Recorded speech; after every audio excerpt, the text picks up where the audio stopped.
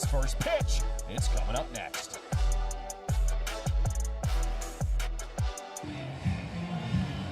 Welcome back to Comerica Park here in Detroit. We have the tarp on the field, but the good news is the rain has moved out of the area, and we're going to get this one started on time. It's the finale of the series. Your Chicago's White Sox starting lineup. Sam Antonacci at the top in left field. Munetaka Murakami at first base.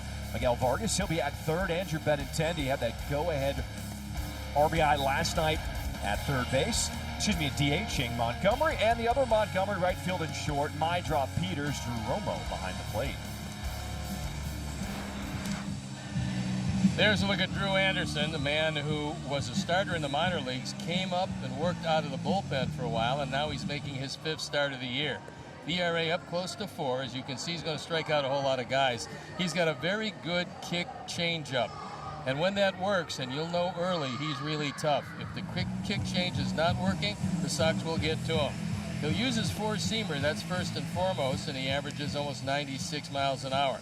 Then there's the changeup, which he loves, the curveball, which is a pretty good one, a slider, and don't look for too many sinkers. We'll take a look at the defense, and now A.J. Hinch puts him out there this lovely afternoon for baseball. It's Callahan, Clark, and McKinstry in the outfield left to right, with McGonigal at third today, Bias at short, Torres and Torkelson in the infield. Dylan Dingler, who's in the throes of a monumental slump behind the plate, and we told you about Anderson on the hill.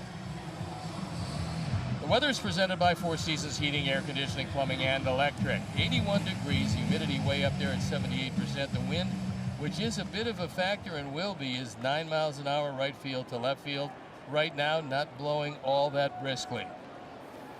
We are ready for baseball here on this Sunday afternoon in Detroit, as Antonacci going after the first one, gloved by Anderson, as he makes the flip, 1 down to start this game. We'll take a look at the man behind the plate. It's Adam Beck this afternoon. He calls strikes 6% above Major League average in the left-hand hitters. So with 2 right-handed starters on the mound, they should try to establish that inside part of the plate to the lefties. The only problem is a 330 porch down the right field line. Munetaka Murakami stepping in. Could not hold up that swing. White Sox coming to play today. Biggest lead they have had in the AL Central. 4.5 games over the Tigers.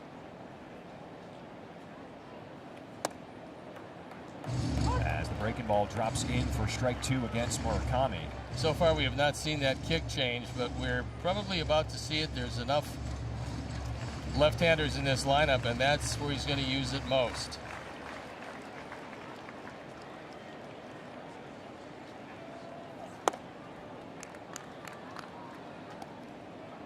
Since the Tigers traded away Tarek Skubal and Casey Mize at the deadline, starters have been, in their last 11 games, an ERA under 3 for the Tigers. But the White Sox bats, they have been really good in the first 2 games of this series. And that was that first kick change, and he missed with it.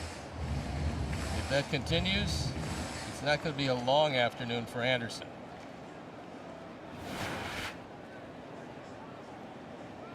Ball just dips away, but well out of the zone. White Sox scored 6 runs off Jackson Jobe, who was the starter Friday, and they got 3 runs off Troy Melton yesterday in 4 1/3. Trying to rough up Drew Anderson here on Sunday, as Murakami goes down swinging on the curveball.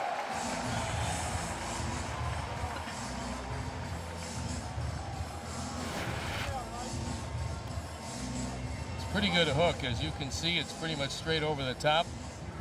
A good curveball is going to look like a strike for a while, and then it's going to pass out of the strike zone, as that one did.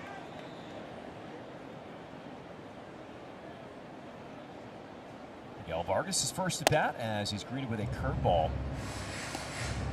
He's been hitting everything in sight, and when he does make contact, he makes hard contact. 5 for 9 this series with a couple of doubles, a couple of homers, 3 driven in, and 3 runs scored. That's a busy series.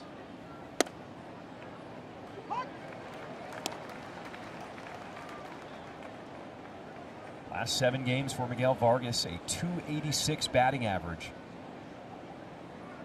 As this White Sox offense is heating up just in time for the crosstown. Chopper to the left side, a fair ball. McGonigal, a long throw. And Torkelson somehow able to keep his foot on the bag for the out. That is a wonderful play at first base. As Torkelson has to shift into foul territory, they want to take a look at it. Will believes that his foot was off the bag. That was Dan Iasonia, the crew chief, making the call. And this is an early challenge, and we'll see if Vargas is aboard. All right, so this is our Northwestern Medicine Manager's Challenge. We're taking a second look at the play. It's always a good idea to get a second opinion. Get yours at Northwestern Medicine. Well, I believe that's going to be overturned. He goes up off the bag. From that angle, it doesn't look all that close. He's up off the bag. Vargas is on the bag, and even though the left foot comes down, well, it's...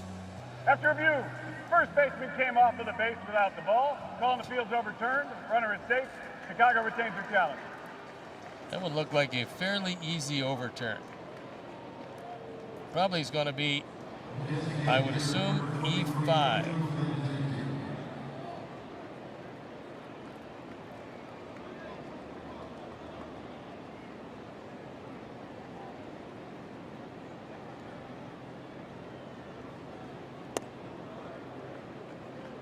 Andrew Benintendi drove in the game-winning run in the 7th inning last night.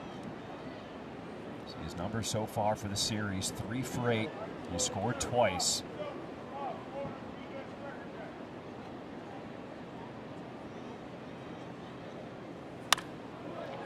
And he hard hit into center field. It is Clark coming in for the catch.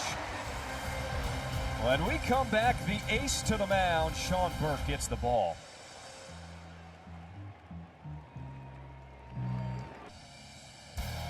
Take a look at the starting lineup for the Detroit Tigers. Gleyber Torres leads things off at second. McGonigal's at third. Dingler, Keith, McKinstry's in right. Torkelson Callahan making his big league debut is in left. Max Clark, one of their top prospects, in center, and Javi Baez at short. There's a look at Sean Burke on for his 21st start, 25th appearance, ERA below 3. 152 strikeouts, just 39 walks, and lately he's not walking too many guys at all. The key for him has been strike one, set him up with the fastball, and then go after him with that good overhand hook or the occasional cutter.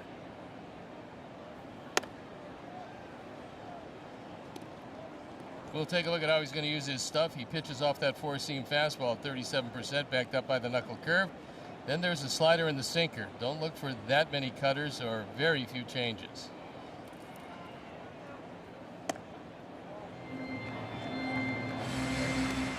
Tigers today were able to do something they haven't been able to do in this series, and that's stop the Sox from scoring in the first inning.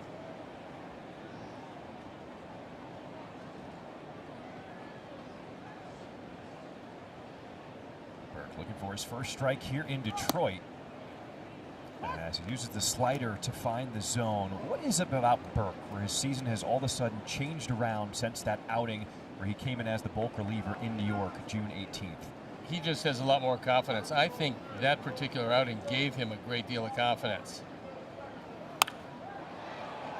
On a line right at Vargas at third.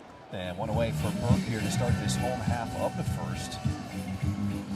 Let's take a look at the defense and how Will lines them up behind Sean Burke. It's Sam, Tristan, and Brayton in the outfield left to right with Miguel, Colson, Chase, and Munataka in the infield. Drew Romo's got the plate. We told you about Sean Burke. I think pitching against the Yankees in New York, John, when you get through that outing and do the kind of job that he did in a must-win, really, for the Sox, I think that has a tendency to give you a lot of confidence.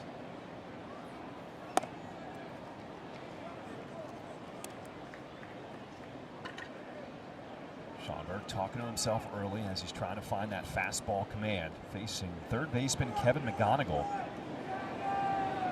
White Sox have been able to hold him in check so far this series. The man they have not been able to hold in check, Eduardo Valencia, thankfully not in the starting lineup. I think it's great of A.J. Hinch. I mean, that's what makes him a really good manager. make sure that he sits so he's really healthy for the next team they play. Because he's been killing the ball this series.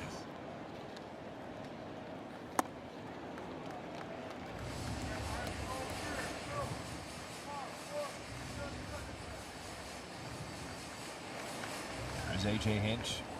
The Tigers 4.5 game back of the White Sox in the Central.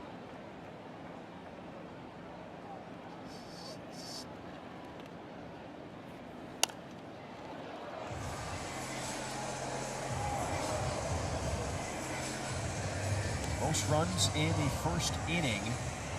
Tigers second, White Sox third in Major League Baseball. It's always great to get on top.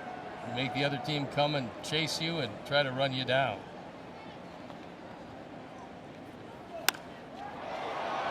In the air to left center field.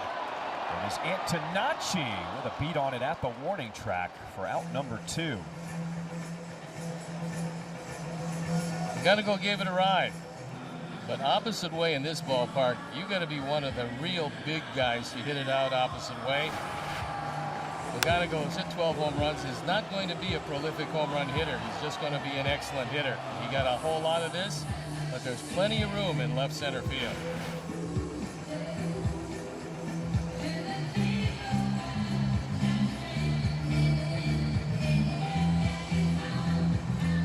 Dylan Dingler is going through it at the plate. His last hit came August 8th at San Francisco. And as surprising as this is, there's a pitch com situation.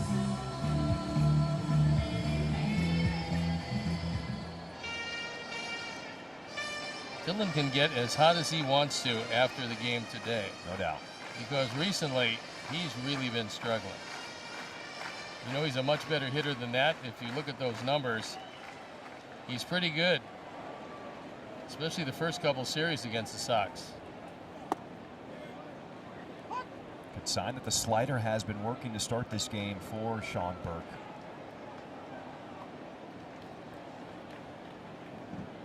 He's allowed no more than 2 earned runs as any of his last 10 appearances. A little more tilt on that one. Gets the whiff. 0-2.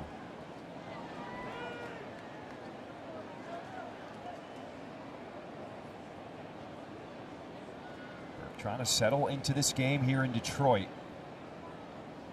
Is 0-2. One is smashed into center, but it'll stay in the ballpark for Tristan Peters and end this first inning.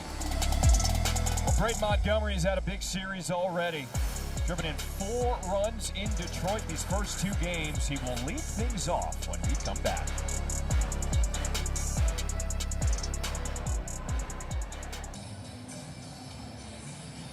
Welcome back. We heard from White Sox hitting coach Derek Showman earlier today, and he said for him and his staff, the messaging alters a little bit at this time of the year. And in his words, he said, we got to put the BS aside. We got to find different ways to win every single night. So he said, yes, homers are important because slugging, we know, has been the identity for this group, and that was on display Friday night. But we also have to find ways to grind out at-bats and push runs across the plate. And he said that was the story kind of yesterday. He also stressed just not getting complacent at this time of the year and being able to grind out every single day. And so they're using every single opportunity, whether it's in meetings or just throughout the day, just to remind these guys, hey, you got to keep the foot on the gas and finish this season strong.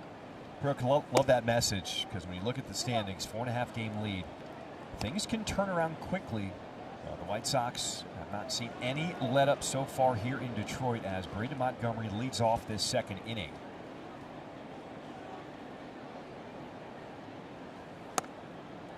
There really is no coasting in this game. Because when you start to coast at any level or any position, that's when things start to go backwards.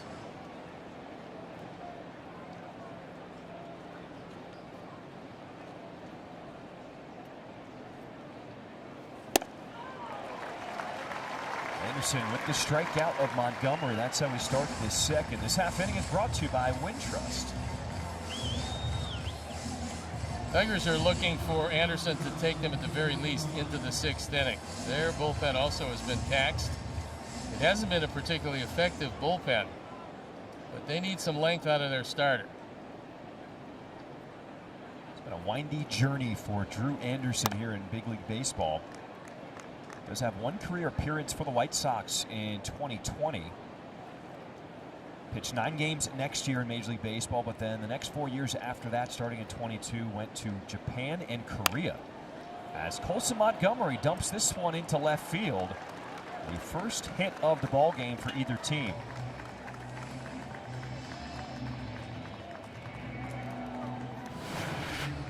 Colson, after a nice at-bat, which turned into a double and drove in a pair yesterday, gets a first ball fastball.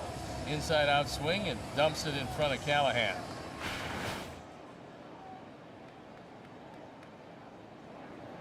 It has seemed like the approach for Colson Montgomery here in Detroit has been a little different, trying to use the entire field. I think the big thing with him is there's certain pitches where you're not going to be able to do a lot with. Those are the ones you just want to make contact, and if you take them the other way, that's good. He knows what pitches he can pull. Yesterday, after a long at-bat, he drove one right down the first base line. And so that'll get that batting average up.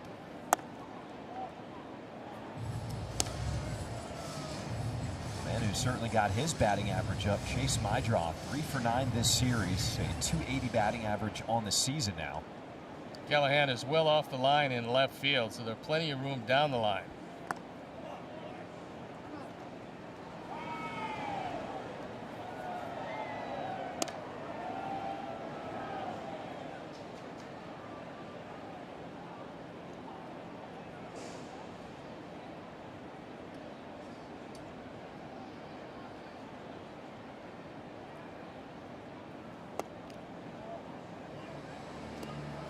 Challenge from Anderson on the mound. Call this ball, the pitcher has challenge. ABS is powered by T-Mobile. Don't see many challenges for pitchers. But it does land. Detroit has 2 challenges remaining. Then leaving the count at 2-2. A vast difference between that and 3-1.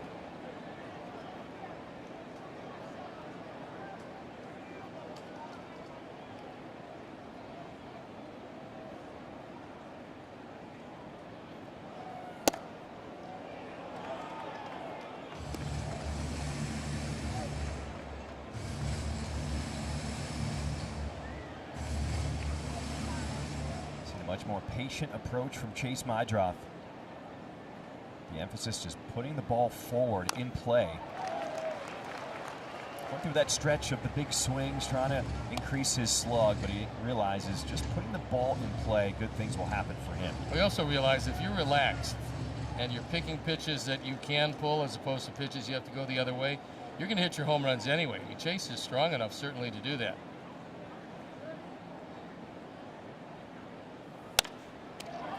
This one right back to the pitcher. Anderson goes to second for 1. And a double play turn by the Tigers.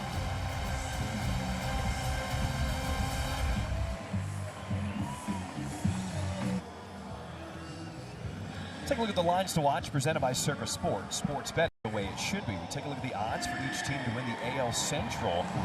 And the White Sox, if you want to get in, it's getting more expensive. It was even money to start this series on Friday. Now minus 190 here on Sunday.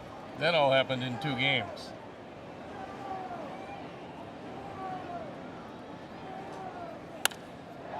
So at the first pitch, Colt Keith will line this one into right field. So the first hit for the Tigers comes to start this bottom of the second.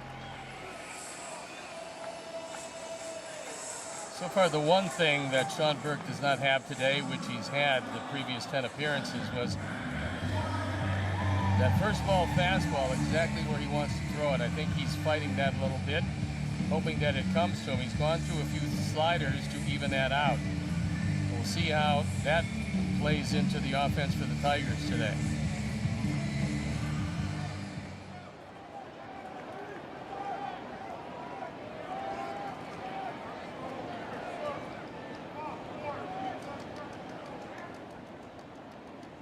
Taking his time here, deliver the first one against Zach McKinstry as the cutter missing down ball 1. That's about Burke, who's not allowed more than 2 earned runs in any of his last 10 appearances.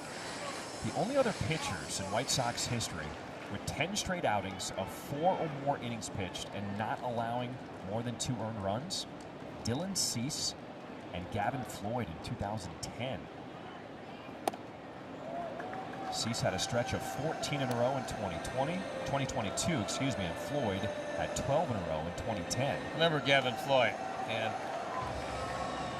in those days he had a wonderful curveball.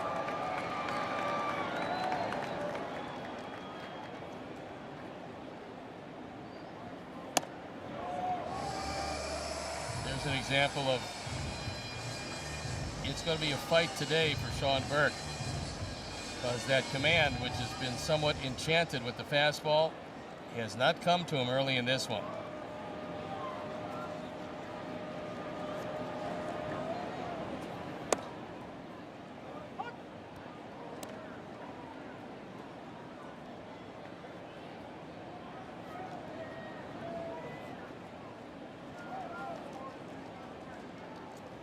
Single from Keith, taking his lead at first base.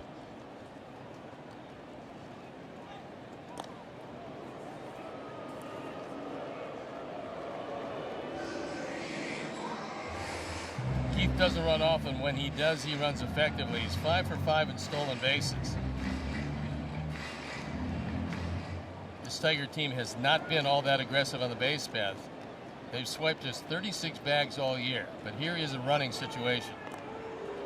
A little closer at the bag, but the second time that Burke has thrown over this at bat. The problem now is it adds probably a half a stride to the lead of Keith.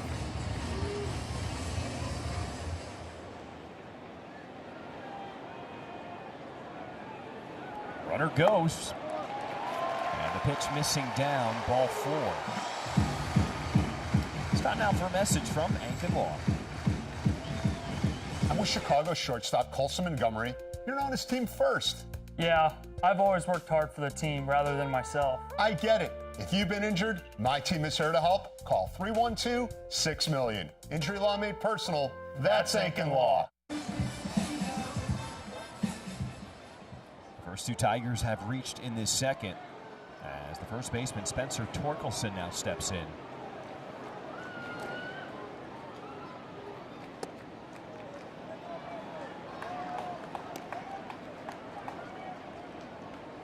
Torkelson, who is a fly ball hitter, has grounded it to 10 double plays.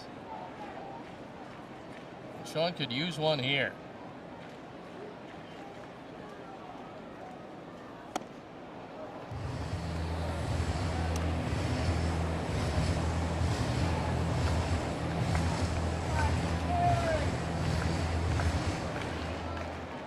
Second time for Burke pitching on the mound here at Comerica Park. 5 shutout innings back in 2024.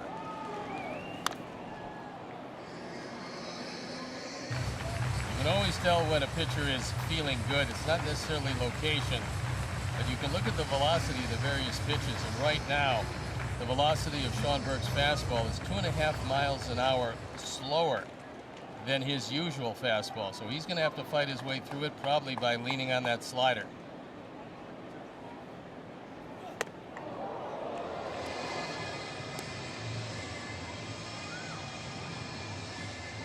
Just tell between pitches, just taking a little more time.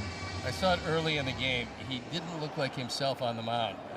He's normally very aggressive, just get the ball, he wants to throw it. And also missing with the first ball fastball is something he hasn't been doing. Curveball popped up, foul territory. Murakami settling underneath with the catch. And the first out of the frame. That's part of being a major league pitcher. Because even the best of them maybe go out with their great stuff 20 to 25% of the time, which means that 75 to 80% of the time you're going to have to try to win with less than your best. And Sean today has much less than his best, but still a good enough pitcher where he's going to try everything he can, using every trick he knows to try to get through this one. Well, a pop from the crowd for the 24-year-old Brett Callahan making his big league debut. Swings out the first pitch and drives this one into right field.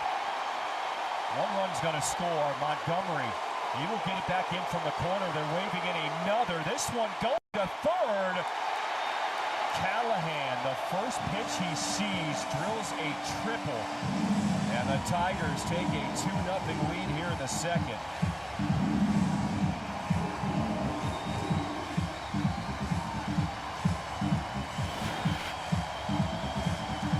He gets a curveball on the first pitch, and this one stays in the zone. Takes it down the line before Montgomery can fully get through it. The speed of Callahan allows him to at least attempt the triple. He's able to make it fairly easily. After driving home a pair, Tigers take the lead.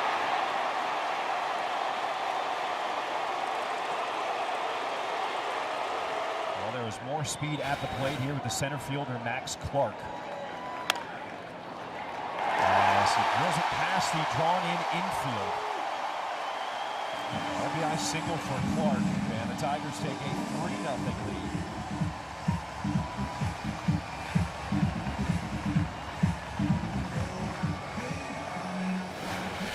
Driven in for Clark, who looks like a pretty good player. This is a high fastball away. Romo was going to try a pickoff play at third base. Unfortunately, Clark didn't allow the ball to get by.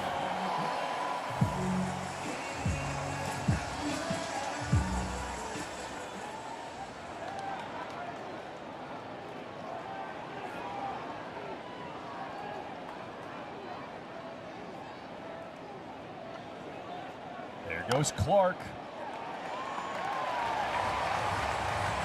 Fans are applauding the stolen base, but he'll have to go back to first because that ball was fouled off. Clark has got exceptional speed. We saw that on a triple earlier in the series. You can't play center field in this ballpark without having that great speed.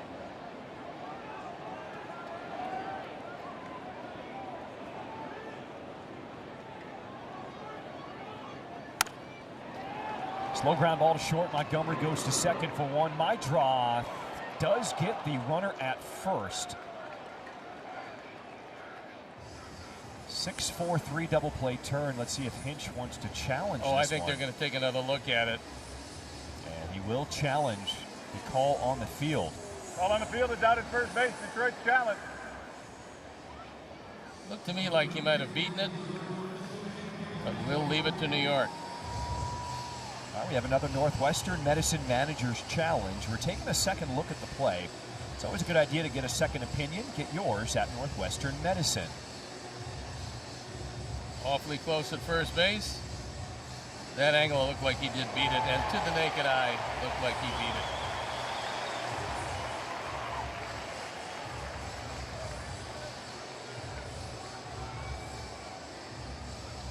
After review, the ball was in the glove, but not touching the interior of the mitt. Ball on the field's overturned. The runner is safe.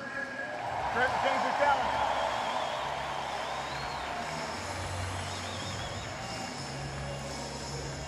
So A.J. Hinch is successful as the second inning rolls on.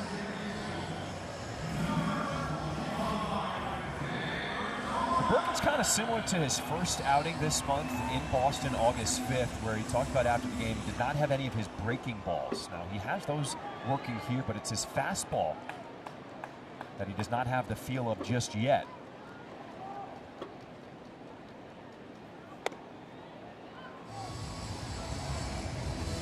That's why he's leaning a little more heavily on the slider today, because he knows that the fastball has lost a little pop.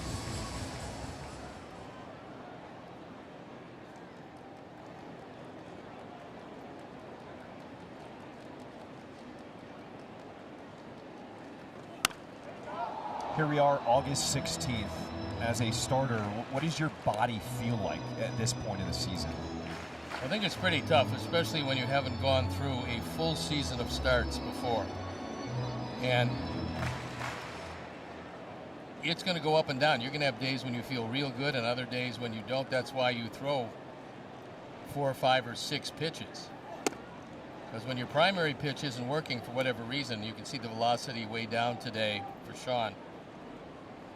When that's not working, you have to go to other stuff. He's trying to go to the curveball and the slider on occasion.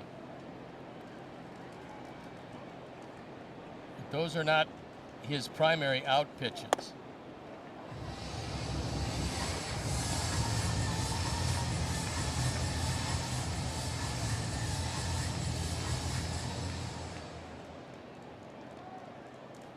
19 pitches already this inning.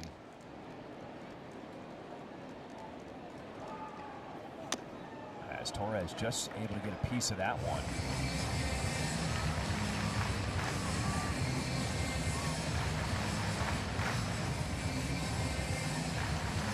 Torres, top of the order, is 0 for 1. As Burke was able to set down the lineup in order to start this game. But the trouble started here in this second.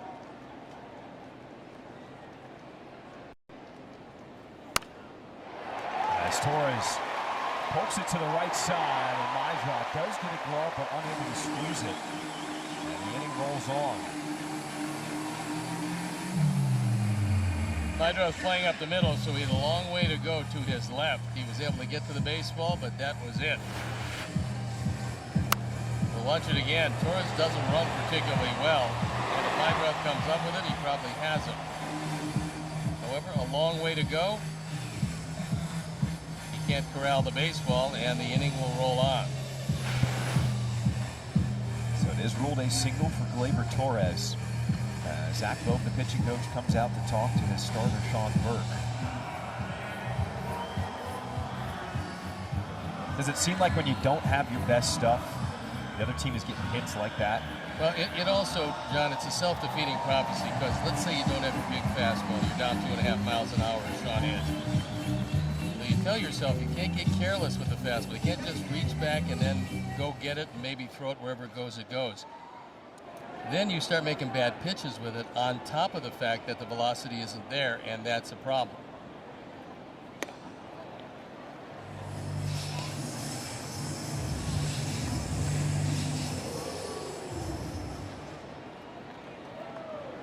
Well, as you can see, this is that's the result of the stuff that just not being there.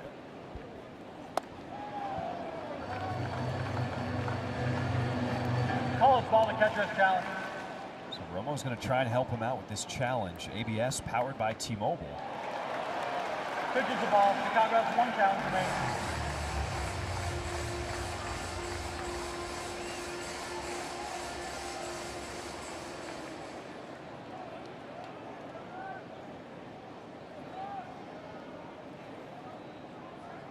Two 2-0 the count to Kevin McGonigal.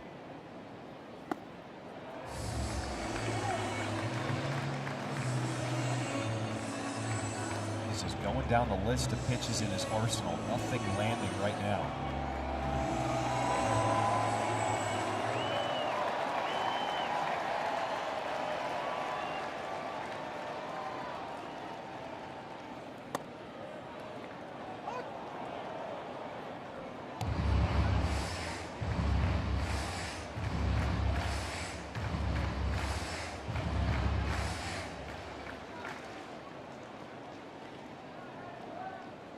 Runners on at first and second with 2 outs.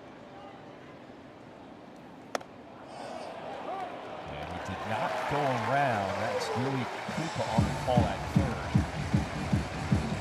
The second walk that Burke has given up in this frame, and the bases are now loaded. It actually seems counterintuitive, but for a pitcher who doesn't have his velocity on a given day, instead of trying to force that fastball and trying to get that 2.5 miles an hour back, you need to relax more and you'll get more movement on it. So maybe change the grip. Use a fastball that's a little slower than your normal fastball instead of reaching back and trying to get something that is just not there on a given day. Because when you do that, you lose your command of the fastball, and that's what's happening. Sean is getting behind and losing command of the heat. Like that. He is facing a struggling Dylan Dingler. Today, 0 for his last 28 at the plate.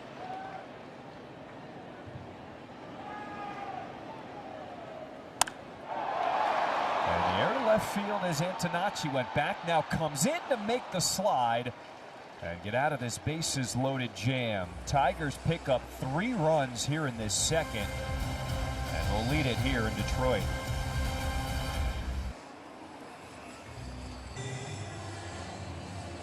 Welcome back, top of the third. This half inning is brought to you by Hyundai. Tristan Peters, in 18 games after the All-Star break, he was hitting under 100 But the last 8 games, we are seeing him get back to his all-star form, hitting .400 at the plate. And Brooke, I know you talked to Derek Showman before the game. What has turned things around here for Tristan? Well, he said Tristan has simply been more on the attack. Mechanically, he said he's doing a better job just using his lower half, staying behind the baseball and allowing the barrel to get out in front. But just as importantly, he said Tristan is in a really good headspace right now. And Steve, you know the grind of the season like this. How much of getting through those highs and lows comes down to just mental toughness? I think it's a lot of it, because if you haven't been through it before, and for Tristan, being a rookie and all, he hasn't been through it. So you go through the peaks and the valleys, and eventually your body's going to take over. You're going to be, or feel like you're rejuvenated. I think that happened with Tristan. He had a great first half of the year, all of a sudden started to taper off, but the good sign is that he's starting to hit the ball again at the time when the Sox really need him to do that. How about this, right on cue, first pitch, a double that hops out of play to start this 3rd inning. Because there is a long way to go in this one. You got to just start pecking away.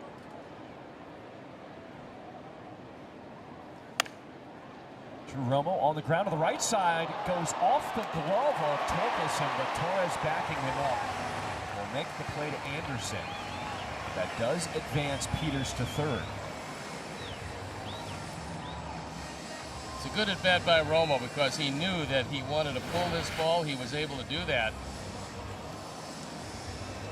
And this good hands replay is brought to you by Allstate. Heads-up play by Torres, who was right in the spot he had to be to get the out. You don't get that out. It's 1st and 3rd, nobody out, and a potential huge inning.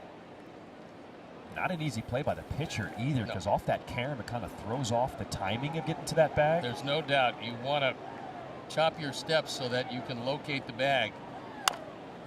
Antonacci to the right side, Peters coming home as the Tigers will go to the bag at first. So the White Sox get on the board. It's now a 3-1 game here in the 3rd inning.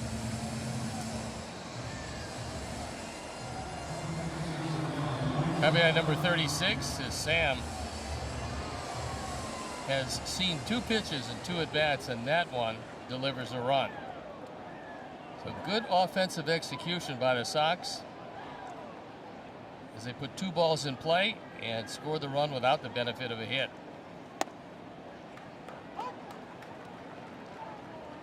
It's always good to see a response. Tigers put up 3 in the 2nd. And Tristan Peters not waiting around, a double, and then a couple ground balls bring him in. That was that kick change, and when it's in the neighborhood of the plate, especially the left-handers, it's very tough. That's the pitch that put Anderson here in the major leagues. 0-2. After having success overseas, signed a 1-year, $7 million deal in this offseason with the Tigers. There is an option for next year. Once again, after trading away Skubal and Mize, this is 3rd start in the rotation.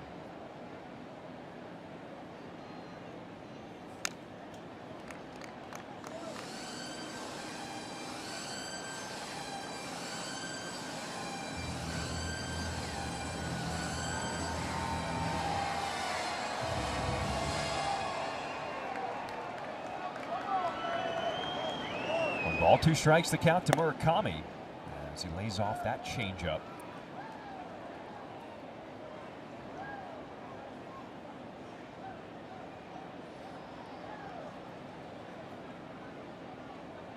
Murakami went down swinging his first time up. Inside out swing to McGonigal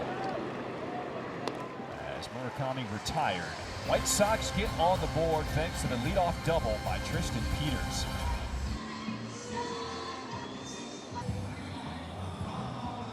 Welcome back. It's the bottom of the 3rd, and there is Drew Romo, the other guy this staff has really leaned on defensively and what he brings behind the plate. The Sox are 27-18 in games Romo has started this season with a 3.76 team ERA, and in games started by all other catchers, they're 37-40 with a 4.29 ERA. You know, Will gave a lot of credit just the way he goes about his game planning and the way he's able to help pitchers just navigate through the game. But Steve, with the mix of young arms, different bullpen roles, and just everything this pitching staff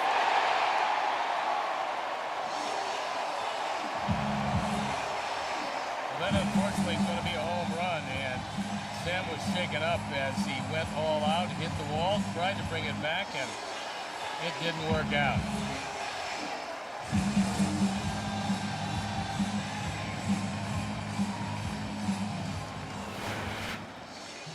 We'll take one more look. This appears to be a slider that didn't do a lot of sliding, and Keith, opposite way, takes it out, and Sam with a violent collision with the wall.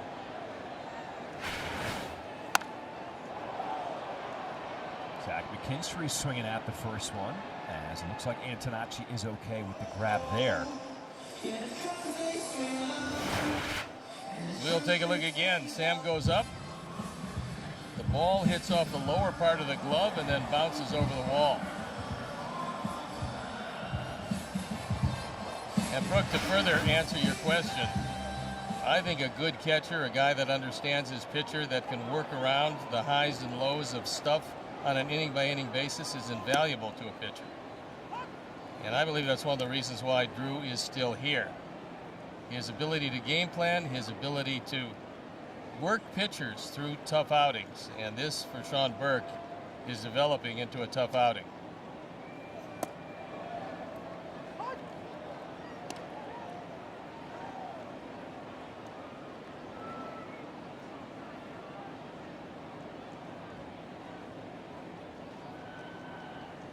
He's been trying to get ahead of hitters.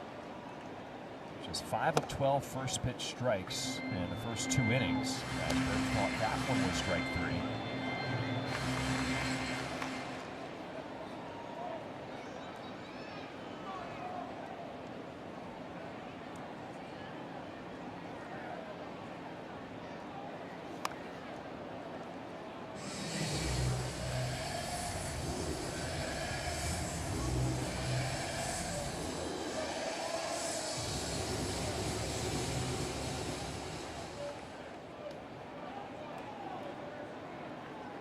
See Burke can try and find some rhythm here in this 3rd inning. Gave up the leadoff home run to Keith. And gets the fly ball here into right field. Montgomery with the catch, and 2 away in this home half of the 3rd inning. Well, Brett Callahan announced himself to Major League Baseball with just the first pitch he saw in the 2nd inning. Drove in the first 2 runs of the game with a triple. Former 13th-round pick in 2023.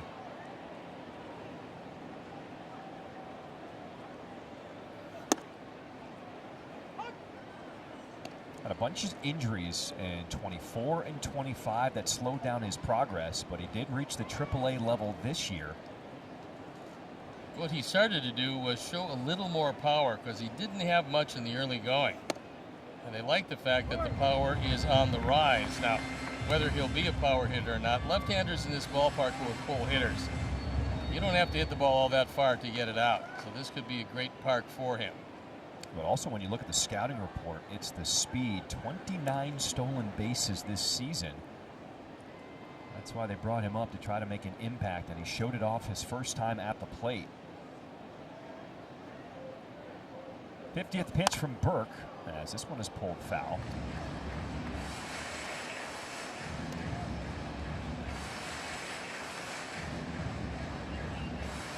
The only problem is eventually Riley Green comes back. Now it's going to be a while because of that hamstring issue he has. But you're auditioning for a spot every Major League at bat you get.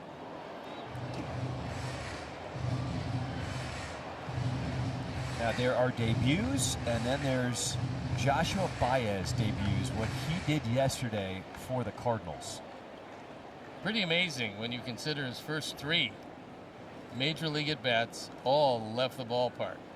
And I was listening to the 4th at bat. Hit a line drive to left field to Happ. So a challenge from Callahan. And I think that, I don't know if he got it in time. Adam Beck is saying, you were a little late, son. Here in the major leagues, we do it quickly.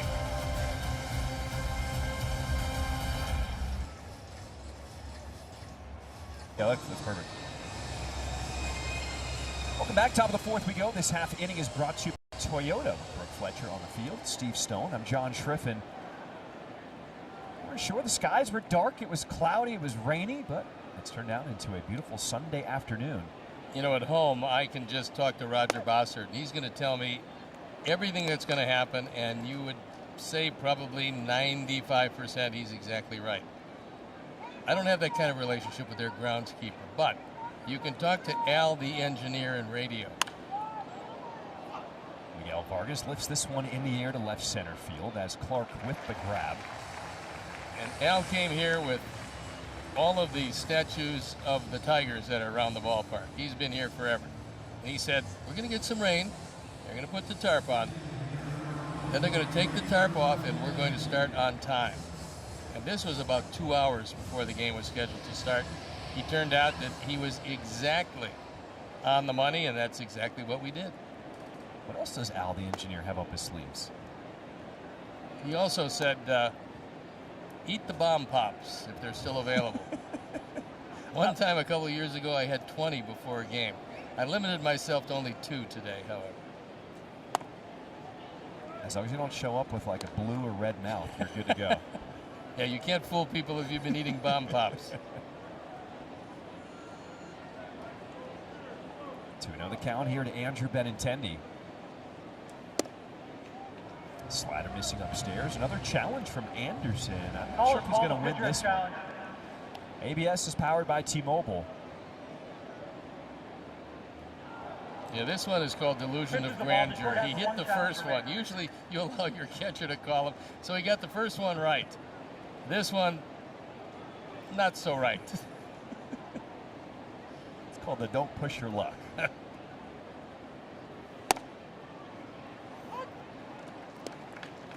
Had a chance to talk with Andrew's parents today before the game. They're Cincinnati folk.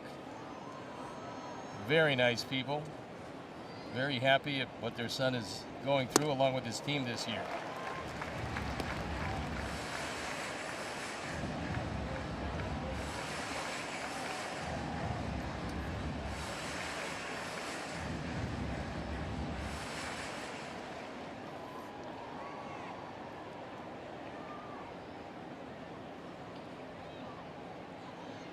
To the count here to Benintendi. As the changeup missing inside. That White Sox walk is presented by IDOT. Motorcycles are smaller and easier to miss. Look twice, save a life. It's not a game.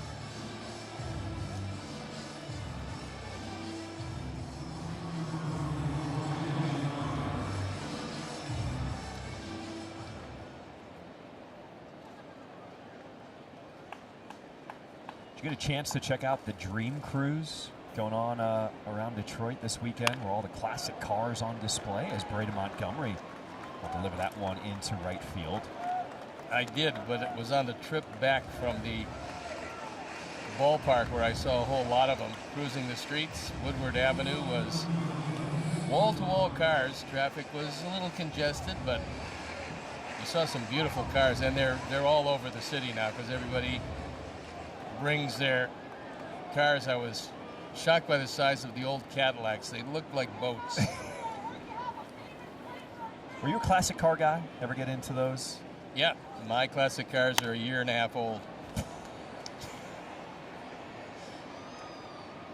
I feel like with the kind of car guy you are, I would have thought you would have had like a 1960 something, like an Oldsmobile, and I don't know. Well, that's only if a mechanic lived next to me. I can't do much with it, but they are beautiful. I mean, you take a look, and we've got a lot of car shows in Arizona, which is where I spend the winters.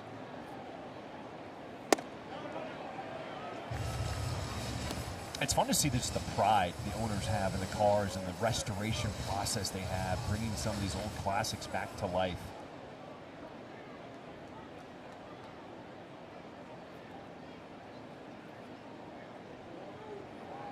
There's also a few bucks involved when you go to sell them, because those auctions are fairly expensive.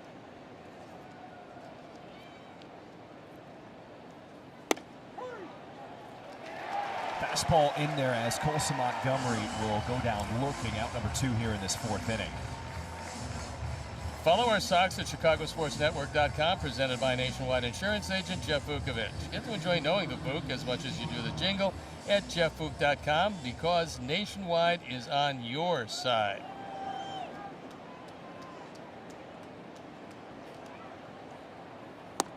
Never been a huge car guy growing up in New York City. Most people don't even have driver's license until you hit your 20s. But if there ever a classic car I could get, it'd be one of those old school Broncos that get restored. I think those things are just sweet.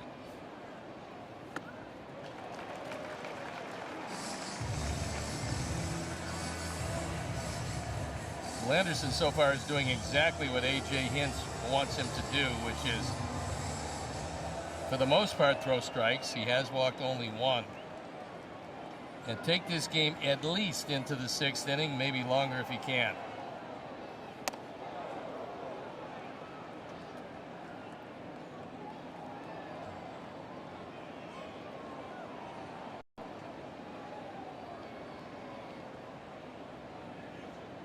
This will be pitch number 50 today.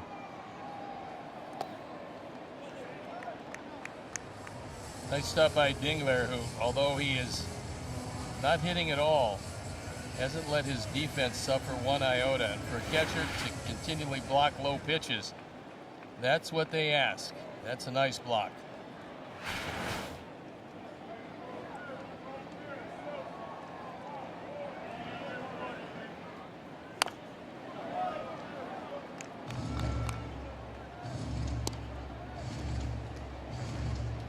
Benintendi with a walk, Brady Montgomery with a single.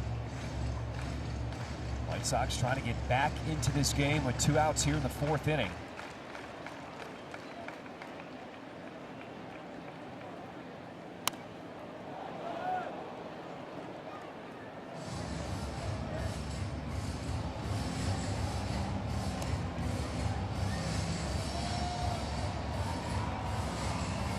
Clark in center field is playing around toward right center. The Tigers believe that Chase is going to take the ball that way, and normally when you do that, you pitch a guy away.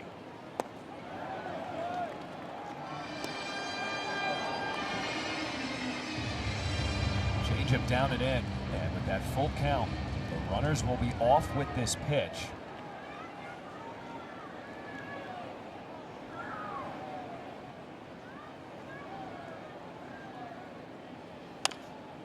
Chopper over the mound as Baez charging on the move. Just does get my drop at first.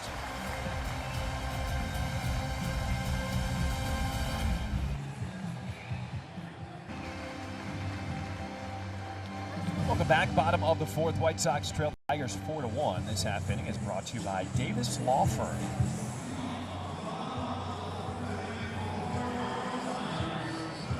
Clark leads things off for the Tigers with 8-9-1 coming to the plate. Clark looks to me like he's going to be a pretty good player. Number one, he has great speed. That's not debatable if you're going to play center field here, but it looks like he just tries to put the bat on the ball. He's got a little pop, but he's not going to be a home run hitter. He's going to be a line drive hitter, and he's going to hit to all fields. He's still just getting his feet wet as he was called up the end of July. And at 21 years old, he is the 3rd youngest active player in the major leagues right now.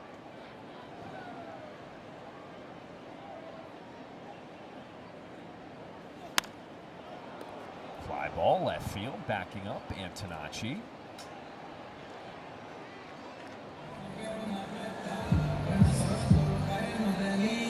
All right, White Sox fans, get your home game day ready with Steinhoffel's, proud partner of the Chicago White Sox. The Labor Day sale is on now with up to 30% off furniture and home decor, plus incredible savings on top mattress brands. Test Rest a Beauty Rest black mattress and get a free $25 gas card. Visit steinhoffels.com. Well, that's a tester right there. That's Test Rest a Beauty Rest. That's really, yes, that's okay. Really difficult. And also, Steinhoffel's very versatile. I thought they only did double plays. Now I know that they sell things also. So that's really good. I'm going to have to keep that one with me. I'm going to have to work on that one for the crosstown and just make sure I'm, on the top of my game.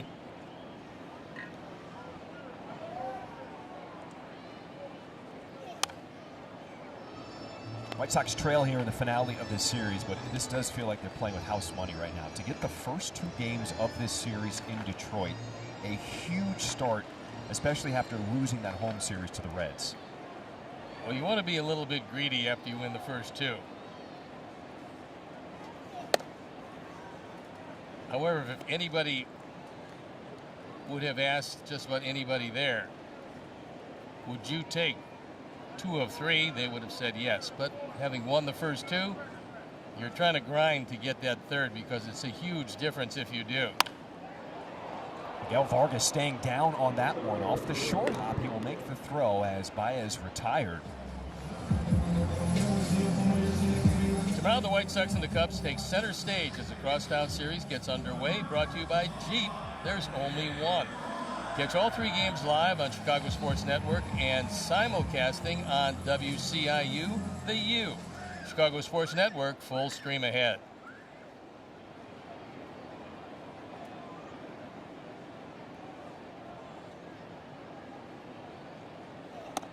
What Sean could really use here is an inning that ends with Torres without too many pitches.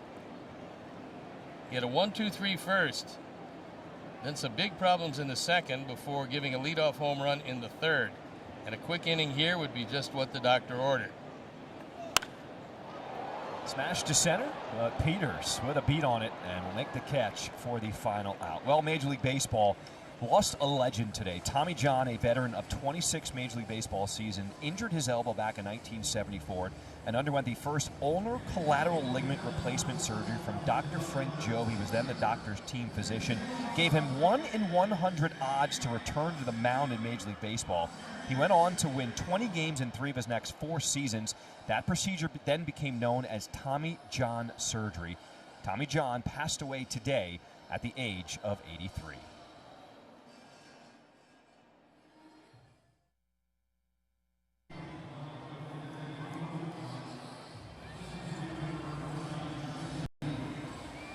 Good view for the little one on top of the shoulders there. Top of the 5th we go. This half inning is brought to you by St. Xavier University.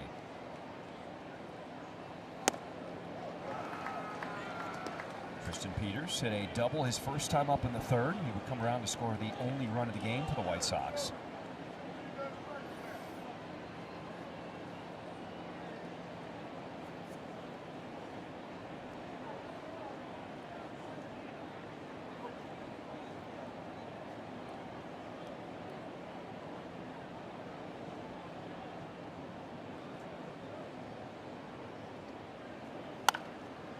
This one hit hard, but down the line and foul.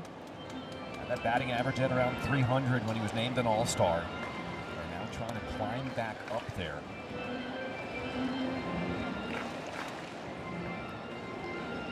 Most doubles for rookies this season. How about Tristan Peters? 3-way tie with Sal Stewart 4th.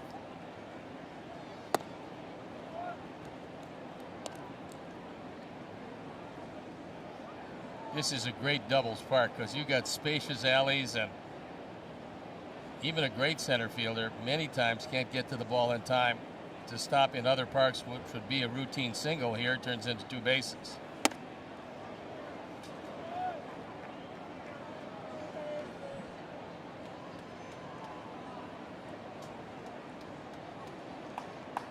The highlights for Tristan Peters, that cycle game in Chicago. That is a lifetime highlight when you take a look at just how few cycles there have been in Major League history. And then to get the triple, which is the hardest one, on his final at bat, just made it even more dramatic. 3-2. As the curveball misses, ball 4. Second time Peters has been on base. All right, it's time for some news and notes. Let's go back down to Brooke. Well, guys, we have to start with Joshua Baez. What a debut. He became the first player in MLB history to hit 3 homers in his debut. And maybe even more impressive, he did it to all 3 parts of the ballpark, right, center, and left field.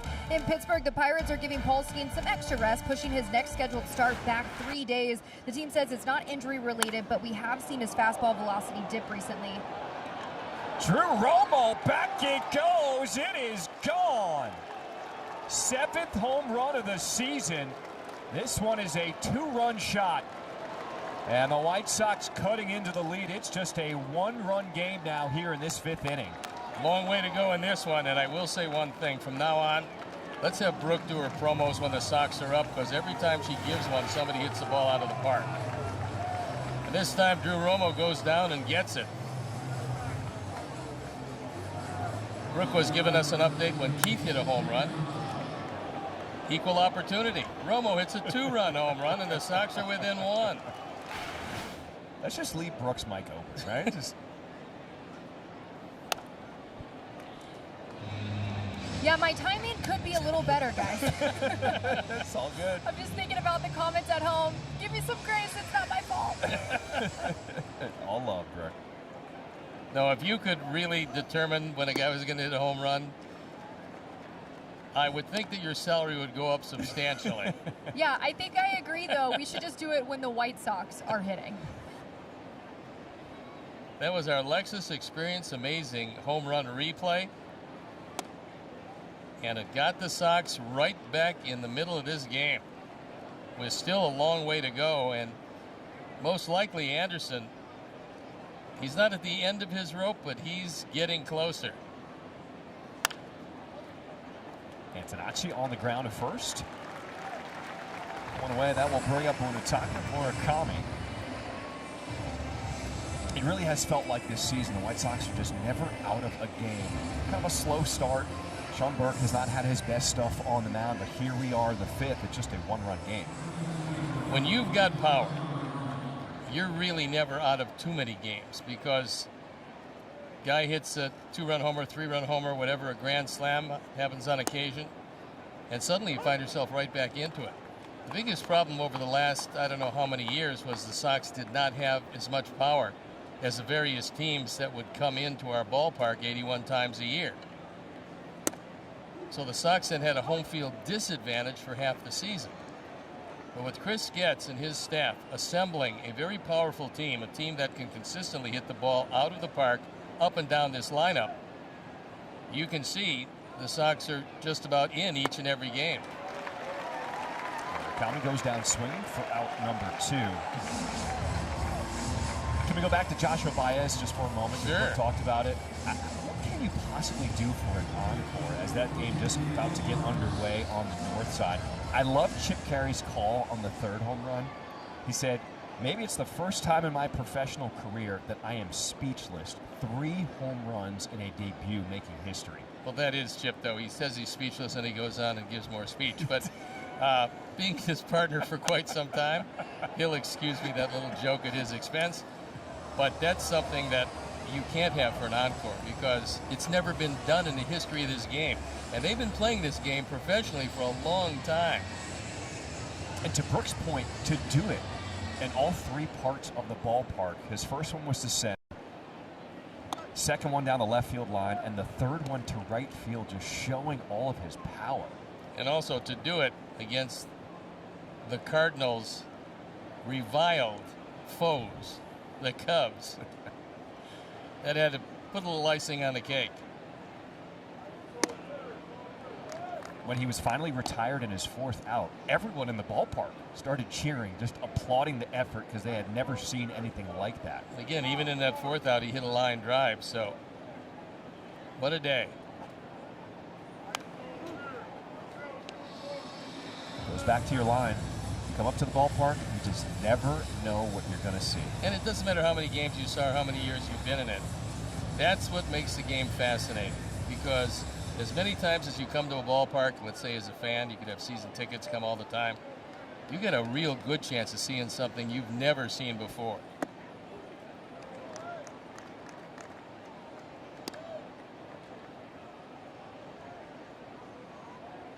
Well, we're seeing the pitch count get up there for the starter, Drew Anderson. The bullpen up and going for the Tigers.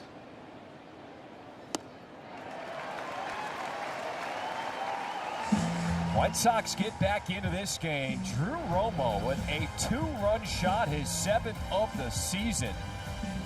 Production from the 9-hole, and it's just a 1-run gain going to the bottom of the 5th.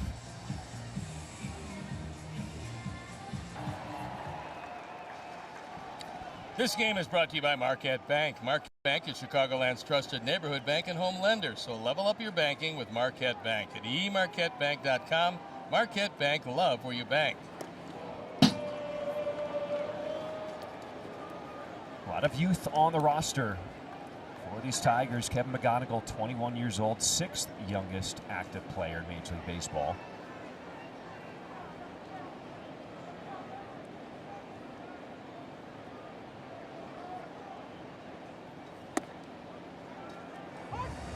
This becomes a very important inning for Sean Burke and the Sox. Team battled back to get within 1, and now it's up to Sean to hold him right there. Pen up and going, Hagen Smith.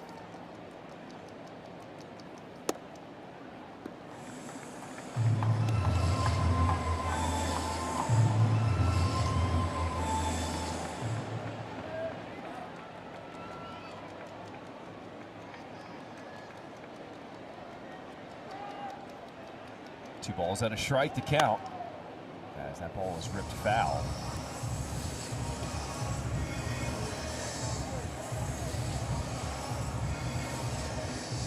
This half inning is brought to you by Prevagen. Sean Burke had just 8 pitches back in the 4th.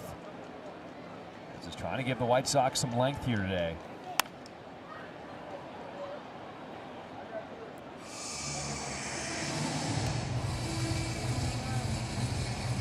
Biggest thing I think we've learned about Sean Burke over this stretch of 10 games since that outing in New York, he's just a competitor. Even when he doesn't have his best stuff, he's still going to go deep into a game.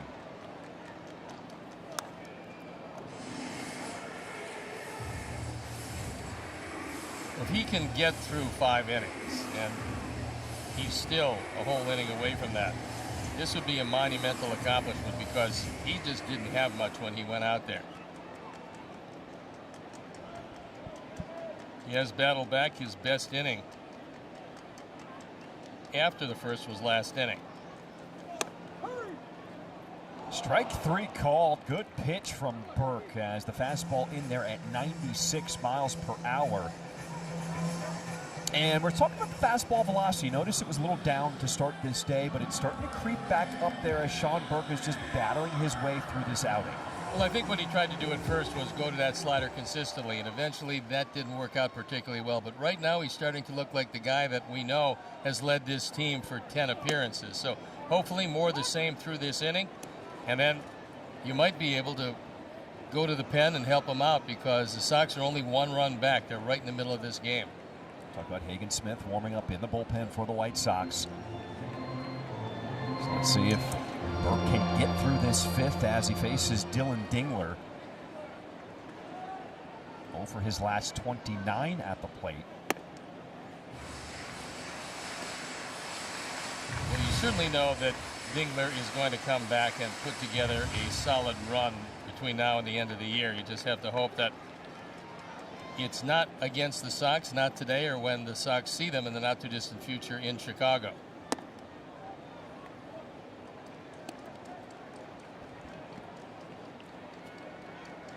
After this game today, the next time the White Sox will see the Tigers mid-September for a 4-game set.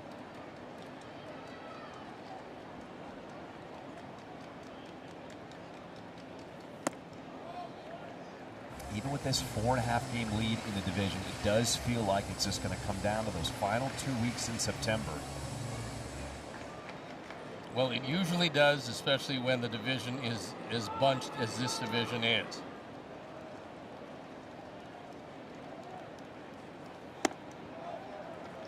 And a slider missing upstairs, ball 4 to Dingler. Rate is a proud partner of the 2026 White Sox. The Rate app gives Chicago fans an all-in-one wellness app with tools to build financial strength and guidance for fitness and stress management. I figured Will would come out at this point. Feel better, live better, play better. Download the Rate app today, and here is Will Venable. The reason is that Keith has scored 2 runs, driven in 1, and he's 2 for 2 with a home run. And so, although Sean Burke is disappointed with this performance, he did battle back. He didn't have much stuff today. And Hagen will come on to try to neutralize Keith and McKinstry, the two left-handers, before you get to Torkelson.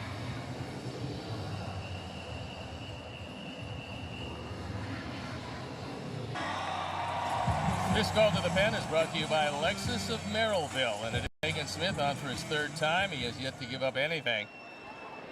Second time, he looked considerably better than he did the first time. That's to be expected, however. That was a major league debut. Well, here's the man who did not start, Eduardo Valencia, as he will pinch hit here.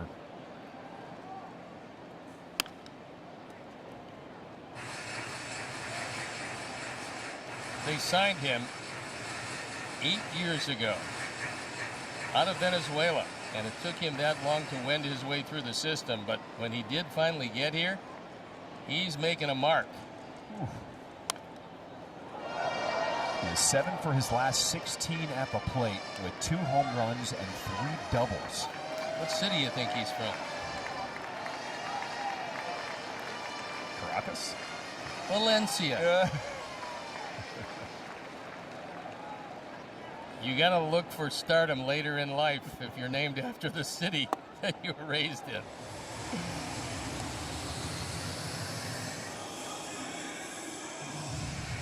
Putting a hurting on the baseball.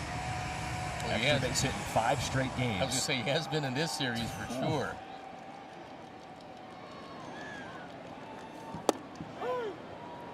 Strike 3 called as Hagen Smith says, take a seat.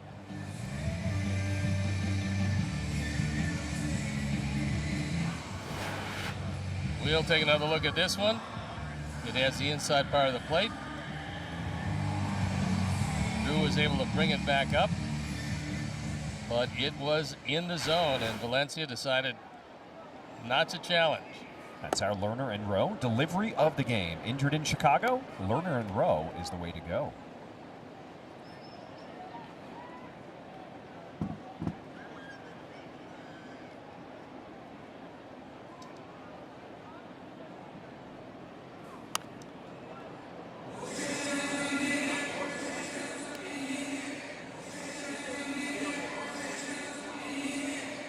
League hitters getting their first look at the delivery of Hagen Smith. It's unusual. It almost looks a bit like a short arm delivery, but he's got real good movement, a very lively fastball.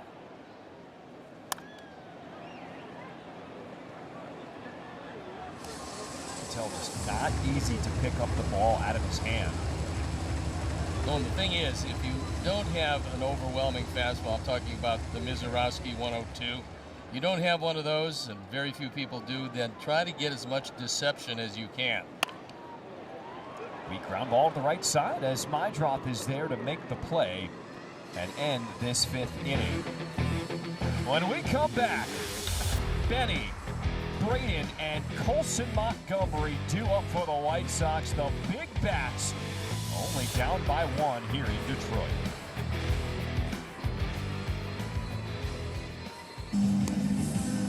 Are you ready for your winning moment? Find it at Wind Creek Chicago South, where the action never stops. Play the hottest table games, enjoy the newest slots, and celebrate big jackpots. At Wind Creek, there's a win waiting for you around every corner.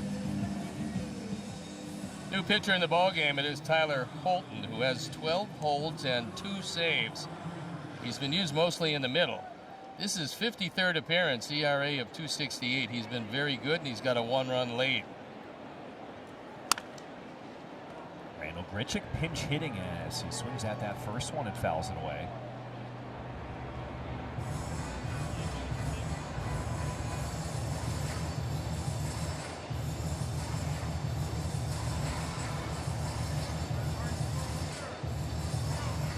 Grichuk, another guy who has had a hot bat for the White Sox. And a veteran bat, able to come off the bench late, give you quality at bats.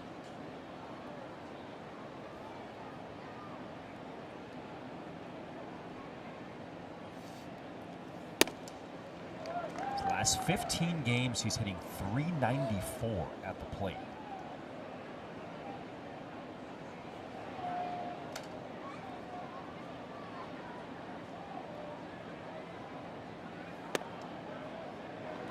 Cut it.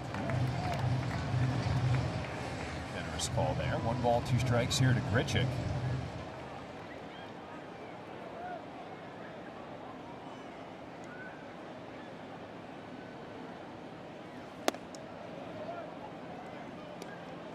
You see the umpire giving you a little extra in the top of the zone. You try to expand and just see how much you'll get. That time, and yeah, I mean, from Holden's standpoint, he might as well go up there again, right? Grichuk puts a thump into this one. Clark drifting back. It's going to go over his head off the base of the wall. Randall Grichuk, a pinch hit double. That's how we start this 6th inning. Randall has been just cranking him. This double is brought to you by Elgin Hyundai, home of the 20-year, 200,000-mile double warranty. This is a blast. He loves to see left-handers. They come in the game, so does he. And even though Clark has great speed, he had no chance. That was a rocket over his head. 109 miles per hour off the bat of Randall Grichuk.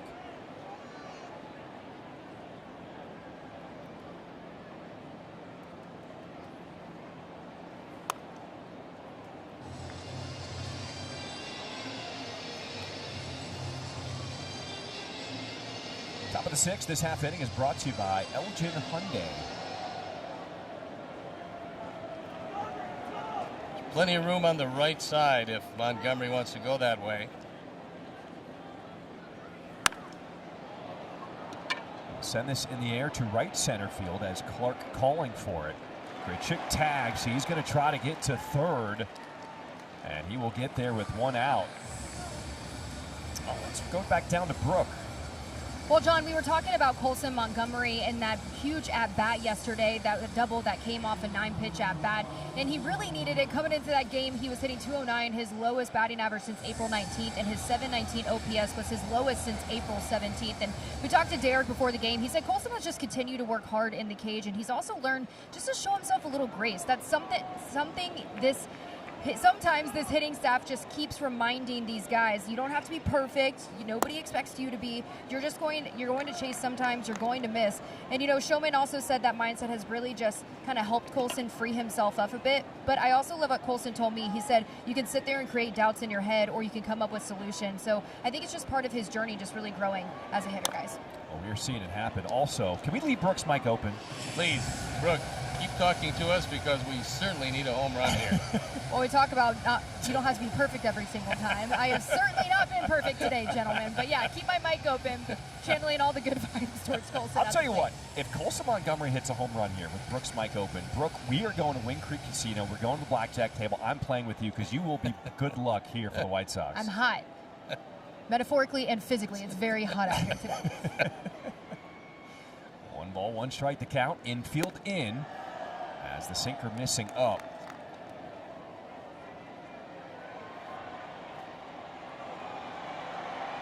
Colson 1 for 2 today. It's a perfect situation for Colson. Number 1, he does like to hit off left-handers, and 2, the infield is in all 4 positions.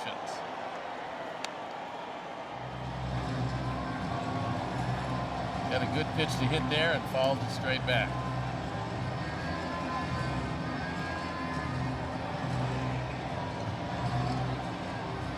So look at the defensive alignment for the Tigers.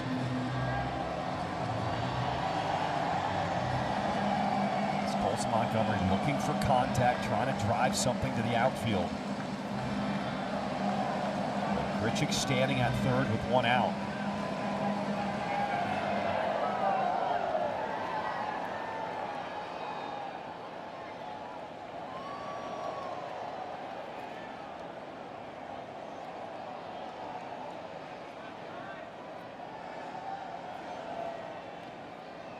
Two pitch.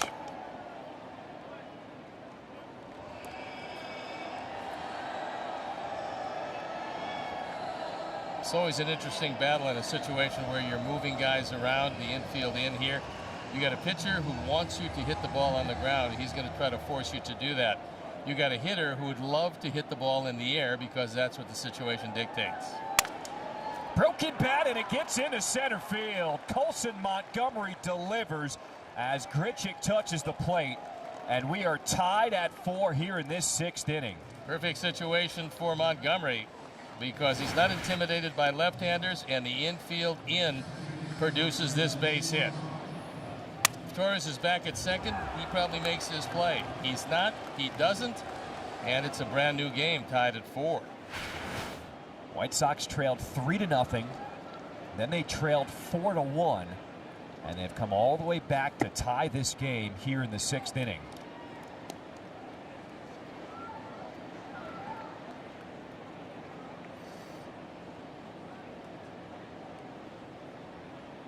We're just seeing more and more situational awareness from Colson Montgomery as he grows here in his 2nd season.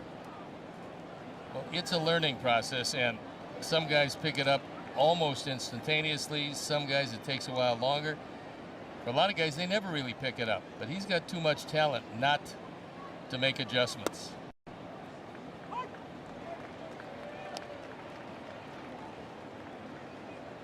Everybody loves the home runs. But the White Sox are finding other ways to score runs. Well, the wind's blowing to left. If Chase can get one up in the air, they'll take that too.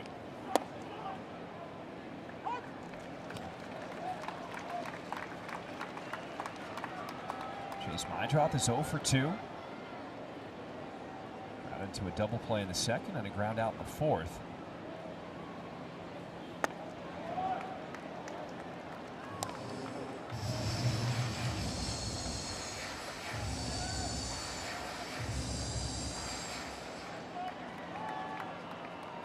Time the count has been full today for Chase Mydroth. And he'll work a walk. First time for him getting on base. Sox fans, stream live games plus pre and post game coverage with Chuck and Ozzy on the CHSN app. Get more from every game with the White Sox only plan. Get started today at subscribe.chsn.com.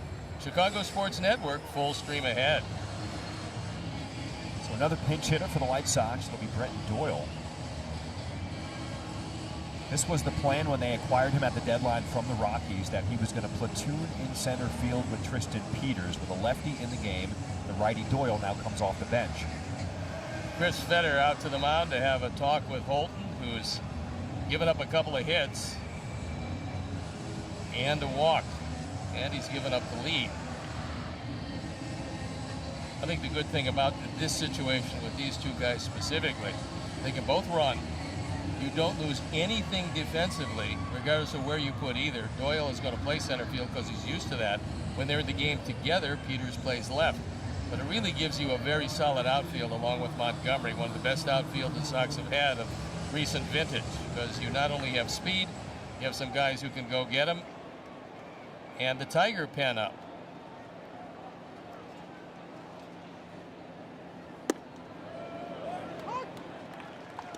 Credit to Will Venable, because with some of the new additions at the deadline, roles for some of the regular guys changed, and he's now managing expectations. He had those conversations with the guys up front to let them know what would be different here in these final months of the season. And that's not an easy thing to do. I mean, come on, we've all been at jobs where sometimes you're just flying blind. You don't know what's going to happen here. Will Venable wants to make sure everybody understands what their role is going forward. Well, the one thing that is for sure with not only Will, but this coaching staff, which was many of them handpicked by Will, you're going to know exactly where you stand. They're all really good communicators, and that's one of the trademarks of this coaching staff.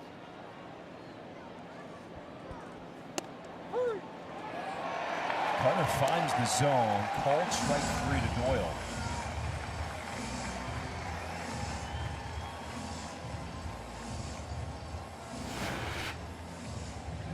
Watch it again.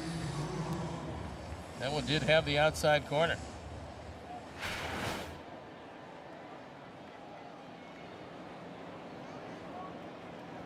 Drew Romo, a big 2-run home run his last time up. That was from the left side of the plate. He will now bat from the right side here.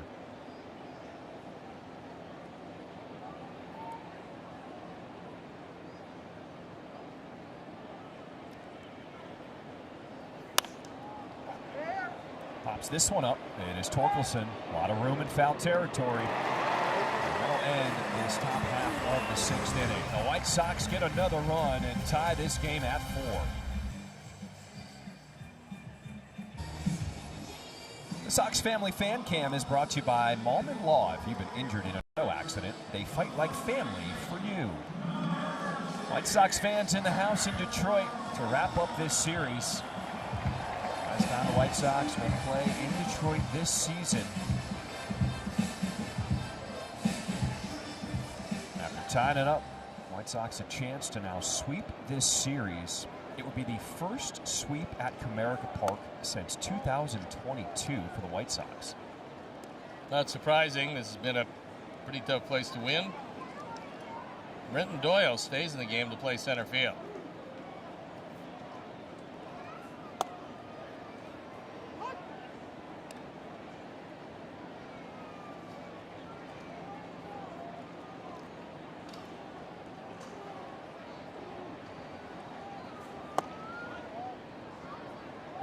That was a pretty good pitch. Call his ball to catcher's challenge. And we don't see it ahead of time, but it looked to me like it was in the zone. And that's because it was. Chicago has 1 challenge remaining. So nice job by Drew Romo to fire off that challenge. Successful. White Sox retain their final challenge.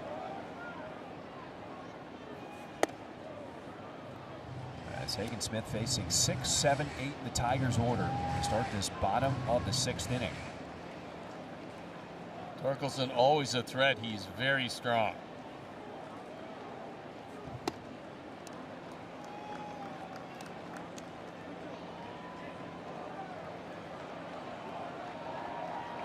Hagen Smith retired the first 2 batters he faced in the 5th inning. He'll lose Torkelson. Leadoff walk. All right, head to the ballpark on Saturday, August 22nd for Puerto Rican Heritage Night, presented by Discover Puerto Rico, as the White Sox take on New York Mets at 6:10 p.m. 10,000 fans in attendance will receive a White Sox wooden domino set. To purchase tickets and prepaid parking, visit whitesox.com/promos. You ever get into dominoes? I did not, except the pizza. You go to Puerto Rico, I mean, it's just a classic scene of you got the guys at the table with the chairs out in the open with the music, and they're just slamming them down on the table. It is fun. Ben Milgeri, who homered twice in the opening game of this series, comes on a pinch hit. He came into the opener of the series with just 1 home run. He left with 3, and he drove in 3 runs. Way inside as Romo unable to locate the ball. That allows Torkelson to get to second.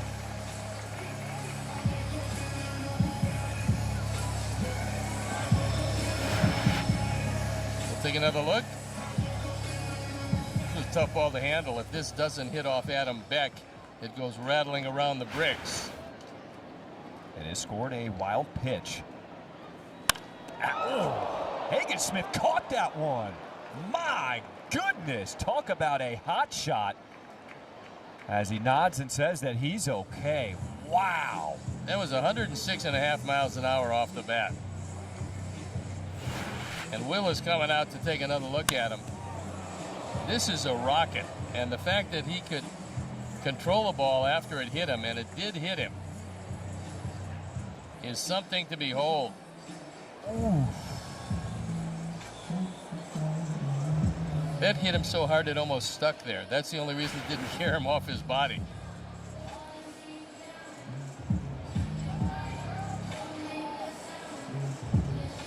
You're not going to get hit much harder than that.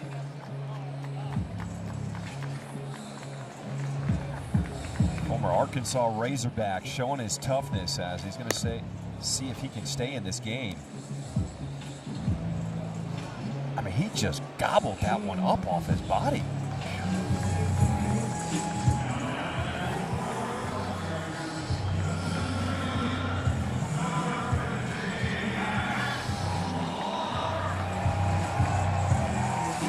That'll get your adrenaline pumping.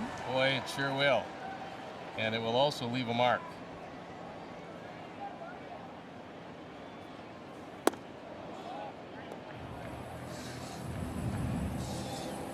First pitch missing down to Max Clark, who has an RBI single today. Whether he bunts or not, it's a good idea because it brings Vargas in on the grass at third and Monet just about even with the bag at first. So if you just show bunt and you can run a little bit, it's going to change the defense as they prepare for you.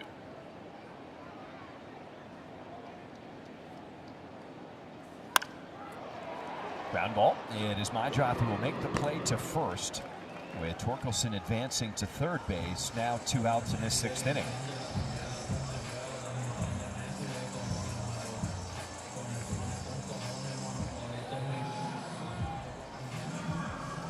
That would have been a very different scene if they were still playing with those aluminum bats back in college when he was at Arkansas. Comebackers are scary. Yeah, that one might have gone through him off an aluminum bat. One of the reasons why they never entertained the idea of bringing him into the major leagues is the guys are bigger and stronger than the college guys. And I remember in Three Rivers Stadium, the old stadium in Pittsburgh, watching Dave Parker and Willie Stargell take 5 pitches each. 6 went into the upper deck. They were using aluminum bats. It was really amazing. 2 great of the Pittsburgh sluggers, and the ball looked like it was shot out of a cannon. I think it would be fun to see just big leaguers with a round of BP with aluminum bats. Nice stop as Romo saves a go-ahead run. Maybe even like a round of the All-Star Game home run derby, right? Like, that ball almost got away.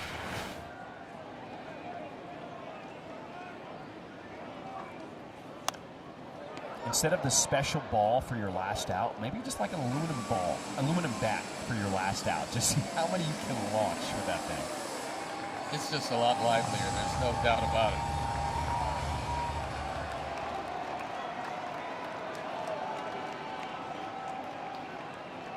Two and two the count here to Baez.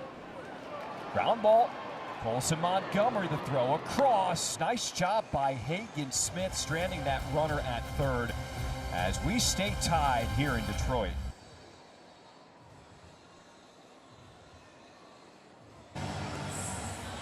Join us at the ballpark on Tuesday, August 25th for CHSN Day as the White Sox take on the Rangers at 6:40 p.m. 10,000 fans in attendance will receive a late night with Chuck and Ozzy bobblehead presented by CHSN. To purchase tickets and prepaid parking, visit whitesox.com/promos.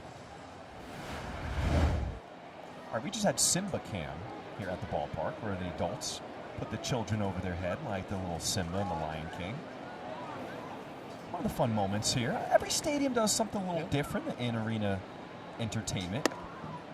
This has also been a very well-attended series, as you would expect. Ben Malgeri stays in the game to play left field.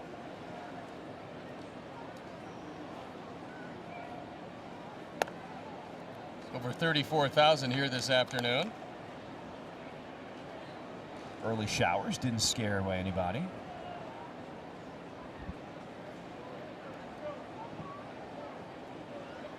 Top of the order for the White Sox, Sam Antonacci.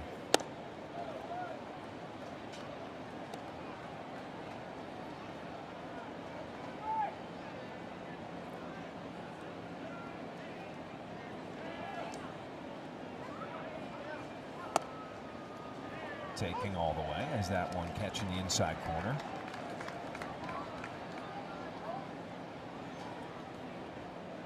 White Sox are 11-4 this season when tied entering the 7th. Yesterday they were tied entering the 7th and they came away with a 4-3 win.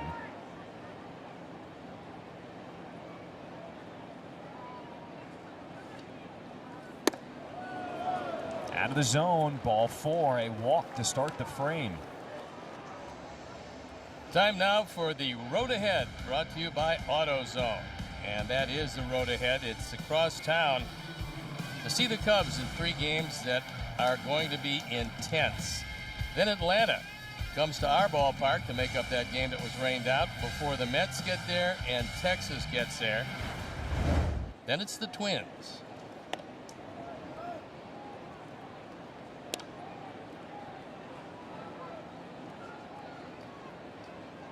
I haven't looked at the weather yet. Have you looked at the weather in Chicago over the next 3 days? Yes, it's going to be unpredictable. Don't even need to look.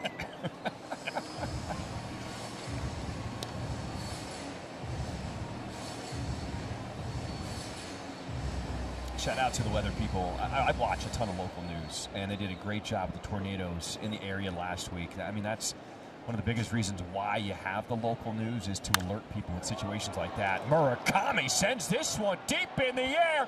Back it goes! Murakami with a moonshot in Detroit. He gives the Sox the lead here in the 7th with a 2-run home run. And the White Sox come from behind to take the lead. Well, we told you the wind was blowing out toward left and left center field. Time now for the Lexus Experience Amazing home run replay. A towering fly ball that just didn't come down until it left the yard. Monet is as strong as they get. And when he gets one up in the air, they go a long way. So there's going to be a pitching change. Holton is going to depart. You know what was on the mind of A.J. Hinch. You got Antonacci and Murakami, 2 left-handers at the top. I'll get my lefty for those 2 and then go to the pen. Well, it didn't work out that way. A walk and a 2-run homer, and the Sox have a 2-run lead.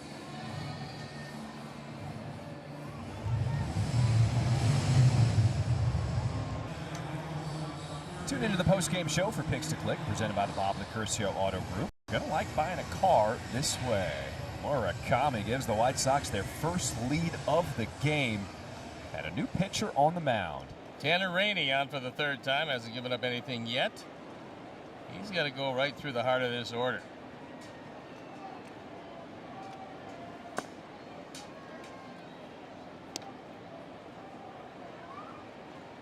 White Sox just chipping away.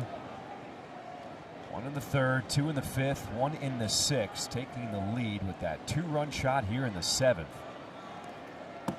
And we talked about a lineup that has power, John. You're never out of a game as long as you have guys who can hit the ball out of the ballpark.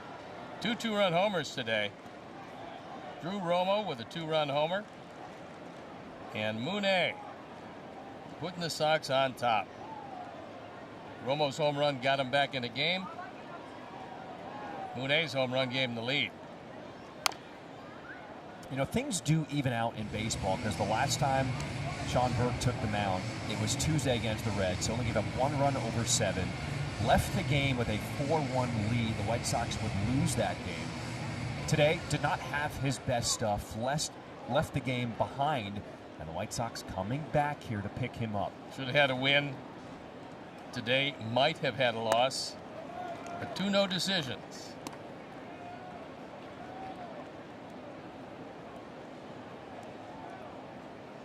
28 home runs for Murakami now to lead the team.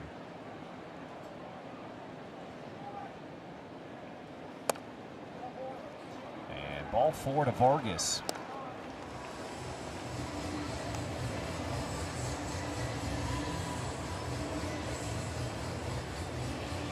Richie came in the game to pinch hit for Benintendi.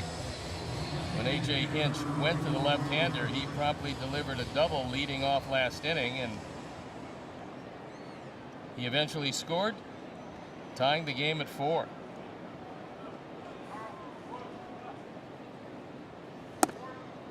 I know Kevin McGonigal is the big front runner for AL Rookie of the Call Year. a strike, the batter's challenge. As we have a challenge here, ABS powered by T-Mobile. Pitches the ball. Chicago has 1 challenge remaining. So Grichuk successful there. I got to tell you, I don't think it's done yet. I think Murakami still has a lot of blast left to say something about that race.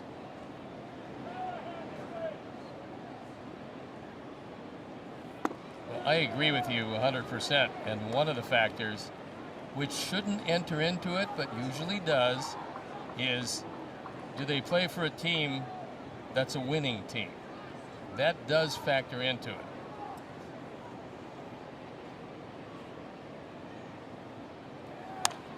Randall Grichuk in the air to left center field. It is Clark with the grab. as ball gets back to the bag at first. Head to the ballpark on Friday, August 21st for Elvis Night. It's presented by Beggar's Pizza as the White Sox take on the New York Mets at 6:40 p.m. Catch the White Sox in their iconic City Connect uniforms. Plus, you can stick around for a post-game fireworks show. To purchase tickets and prepaid parking, visit whitesox.com/promos. Vargas has been very good on the base paths. Swiping 12 bases, been caught twice, but Dingler is tough to run against.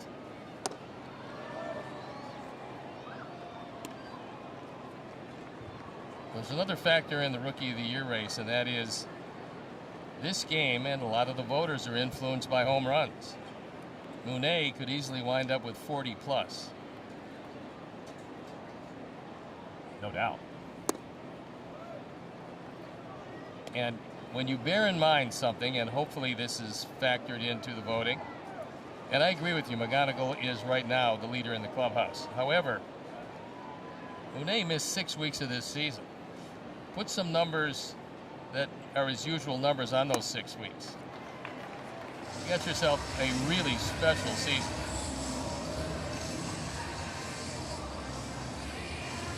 It's just an eye test. Who's making more of an impact for their team in this rookie year?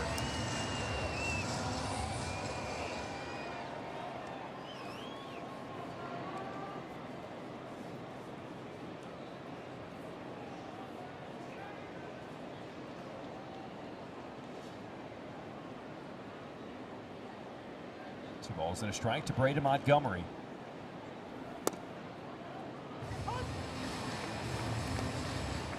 Call a strike to batter, challenge.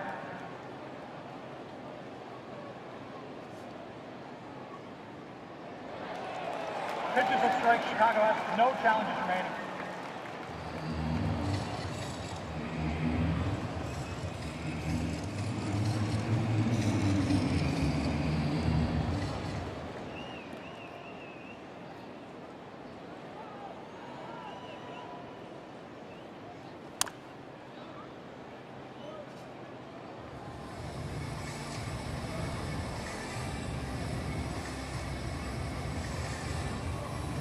Montgomery with another hit in the ball game today.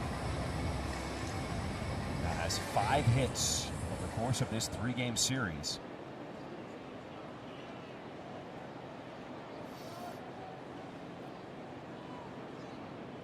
Two.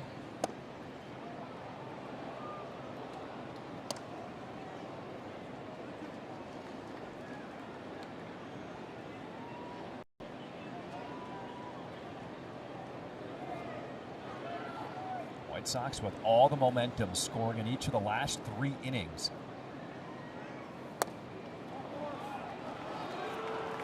And another walk, the 3rd walk here in this frame.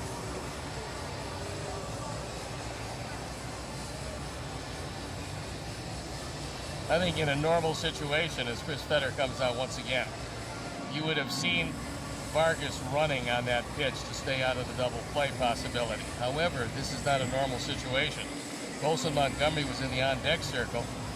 He's 2 for 3 today, swinging the bat a bit better. There's a right-hander on the mound. And I think Will, factoring in everything, wanted to see, at the very least, Colson come to bat this inning. And so he decided not to run with Vargas, turned into ball 4. Now you've got 2 on with only 1 out. And a guy swing the bat a bit better. Colson Montgomery.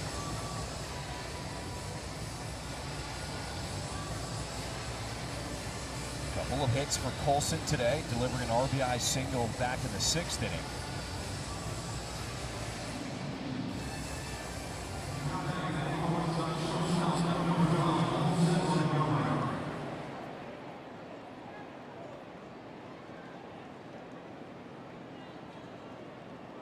Before Friday, the visiting team in this series had not won a game this year. And the White Sox now in position to take all 3 here in Detroit.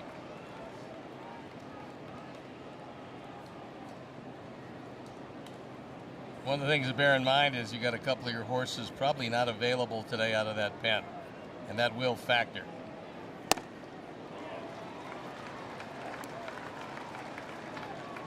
Saw Grant Taylor last night in the game, very effective.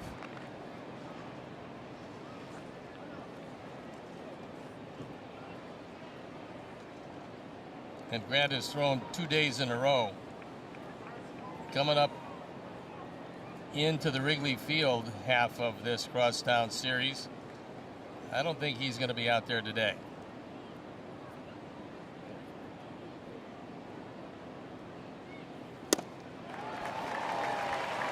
Olson Montgomery will go down swinging for out number 2.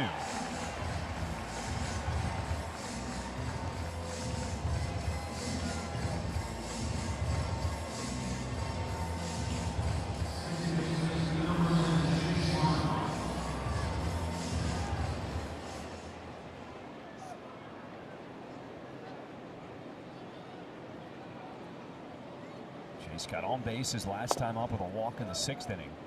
Looking for his first hit of the ball game. No better time like the present.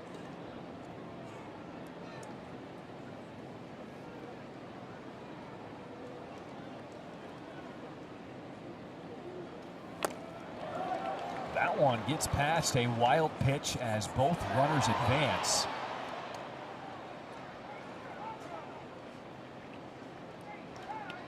And a very aggressive turn by Vargas got this crowd a little anxious, as you heard a roar from the crowd as Vargas circled third base before finally coming to a stop. This is one of the reasons they invented the wild pitch. This one is way away, and there's the aggressive turn.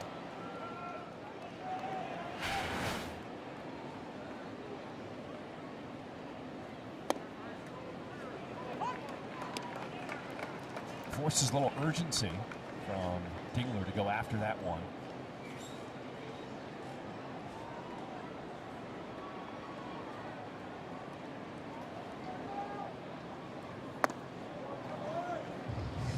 I'd kind of be surprised if Rainey got careless here. Hydra's been red hot, and Doyle is in the game and in the on-deck circle.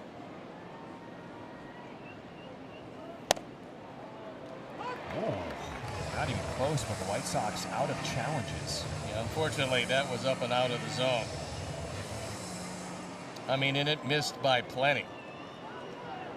It's been a full count on my drive in every single at-bat today. And that one lands called strike 3. Well, the White Sox take their first lead of the ball game thanks to the power of Munetaka Murakami. An opposite field blast, and the White Sox lead it 6-4.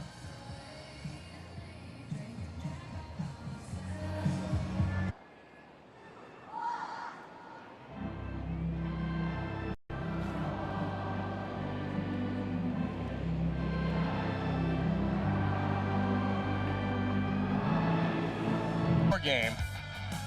Sox have the lead, and Huáscar Brazoban comes in the game. He's on for the 52nd time when you combine the Mets and the Sox. Last time out did not have his real good stuff. He'll need to have it today as the pen is a little thin at the back end.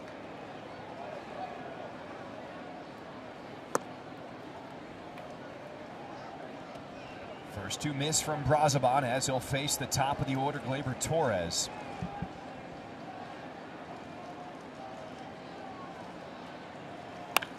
Torres rips this one down the line in left field. As Antonacci racing over, cutting it off before it hits the wall. But it's going to be a leadoff double to start this bottom of the 7th.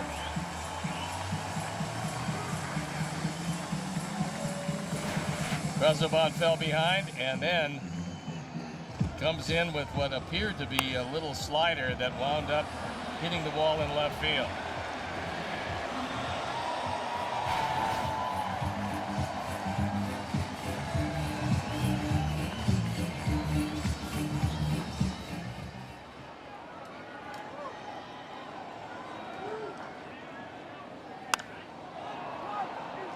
Magano pops up the first one. Everybody converging with Antonacci taking over. And that was clear communication there as the infielders peeled off out number 1. It's always much easier for the man who's coming in to make that catch.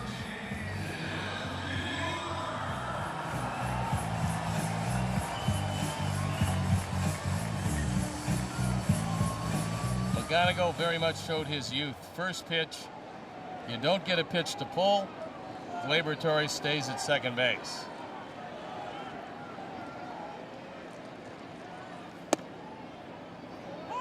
'97 on the low outside corner. Strike one from Brazoban. Dingler's been trying to pull just about everything. He pulls this one. It'll go off the wall as Torres comes in to score. A couple doubles here in the seventh by the Tigers. And the White Sox lead is cut down to 1. That ends an 0 for 29 stretch at the plate for Dingler. Yeah, this is inside, and that's one of the things that you have to pay attention to what a guy is trying to do most of the time. And all series long, he's been trying to pull the ball. That's the situation you want to stay away. And it's a one-run game.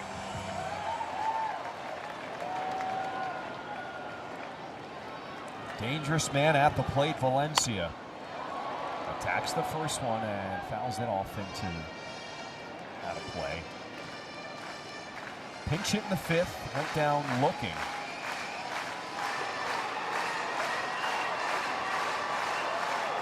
And there is Sean Newcomb. So I think Will, in a very calculated move, decided he was going to go all out to win the middle game of this series using Taylor and Hudson, pretty much knowing that they would be unavailable for the Sunday game. Ground ball, Colson Montgomery looks back the runner. As Valencia is retired for out number 2. Join us at the ballpark for Family Sundays presented by Coca-Cola. The first 125 kids to enter at Gate 5 will head to the Wintrust Kid Zone, a mini field to receive autographs for some of their favorite players. Plus, you can enjoy family-friendly activities. Kids can run the bases and more. To learn more and purchase tickets, visit whitesox.com/Sunday. So we got a new pitcher coming in. Brazoban is going to take a seat. Sean Newcomb is going to come in and try to get out of this inning. McKinstry is the guy due up for the moment. We'll see what A.J. Hinch has to counter.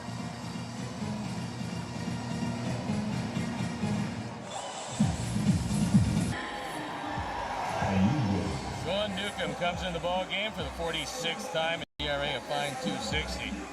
A.J. Hinch counters with Lee, who started a game earlier in this series. And in fact, that was last night's game where he had one hit. So the breaking ball to Hao Yu Lee. And there for strike one. You see his numbers over 78 games this season.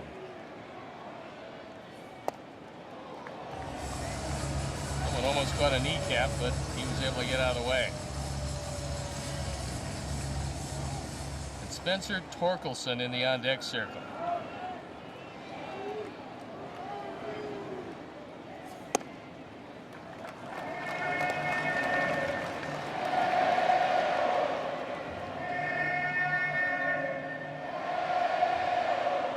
This crowd of over 34,000 in this game late in Detroit as Lee went around on that breaking ball, strike 2.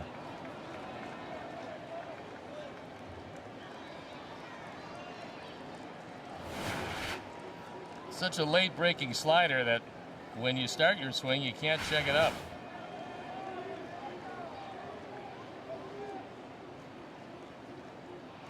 Big pitch coming up from Newcomb. On the ground, Murakami to a knee, the backhand race to the bag, and Newcomb gets there first for the out. What a play by Murakami to end the inning.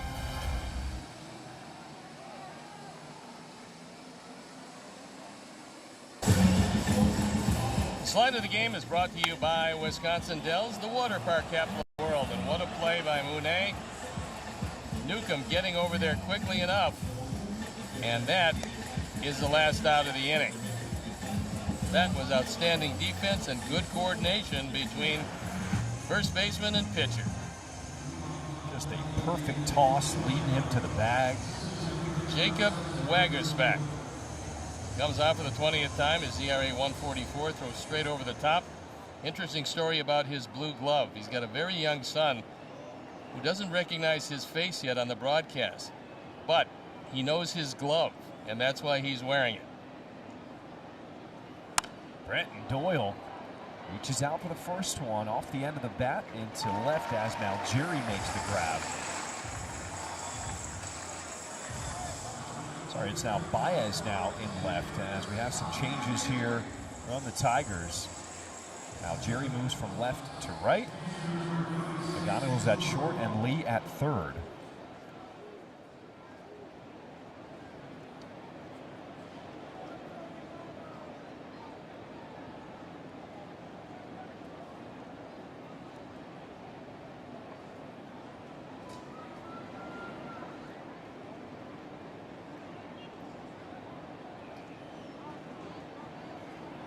Drew Romo 1 for 3 today.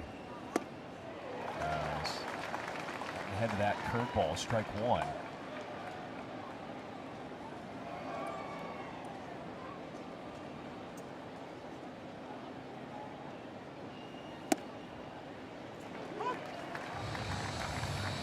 That's one of the things with Wagerspack is that you can't really see the ball all that well because he does throw straight over the top. And at 6'6", about 230, he gives you a lot of arm and leg before you see the ball.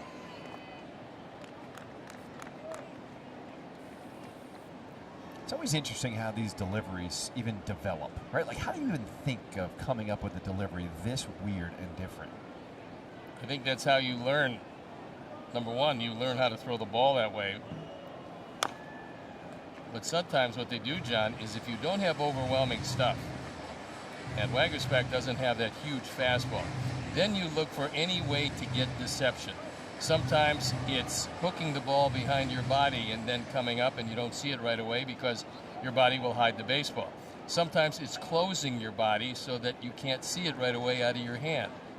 But in his case, it's straight over the top and you don't see it very well.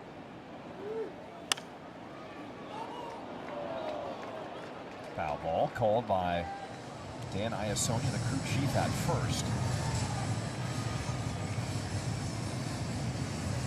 There's another thing that forces you to change your delivery or invent a new delivery, and that's an early arm injury.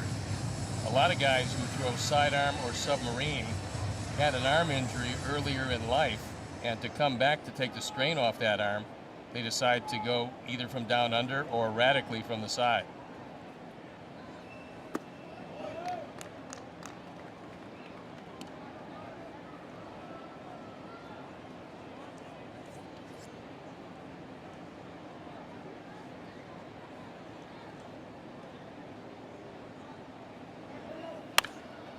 To Romo, a ground ball to second base. How about a trip down on the farm? Let's check in with Brooke. Well, let's start with David Sandlin, who is sharp for Charlotte, throwing 5 scoreless innings with 6 strikeouts and just 1 walk. And staying on the mound, Noah Schultz made his first start for Charlotte since being optioned on Friday. He allowed just 1 run on 3 hits over 4 innings and 48 pitches without a walk. And Anthony DePino continues to show off the power. He hit his 21st homer of the season and his 15th since joining Birmingham, guys. Anthony DePino, okay, getting it done down there.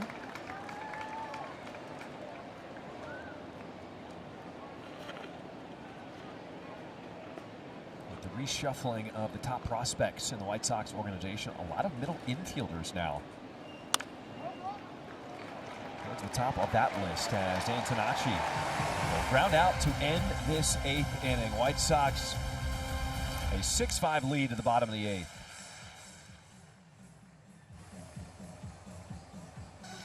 Welcome back to StatCast 3D is presented by Google Cloud. We take a look at Megan Smith and the 5 outs that he recorded today.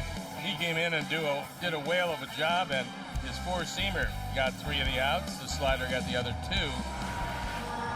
And this was an impressive outing. But Sean Newcomb now has come in, got a big out, and the ball is still in his hands as you go through the power part of this lineup.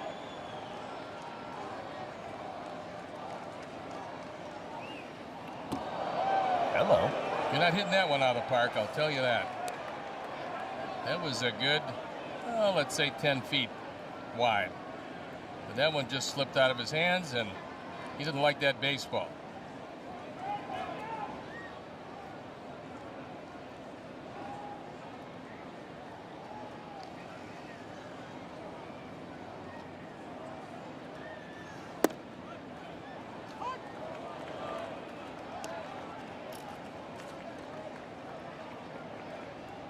This year against the AL Central, 1.44 ERA in 16 games, and Sox hoping that trend continues as they're going to see a bit more of the Central.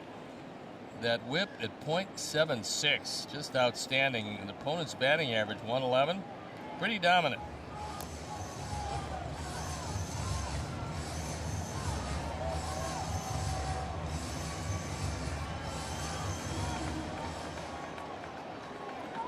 Beautiful day here on this Sunday in Detroit. Bouncer up the middle. Colson Montgomery's going to have to rush the throw. Gets it in time. One down to start this bottom of the 8th inning. Colson's very smooth at shortstop and understands just how fast the runner is going up the line.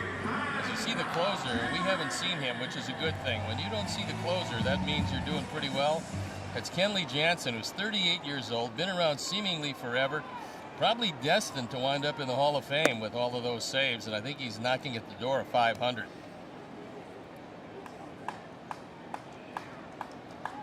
Ben Malgeri lined out his first time up, pinch hitting in the 6th inning.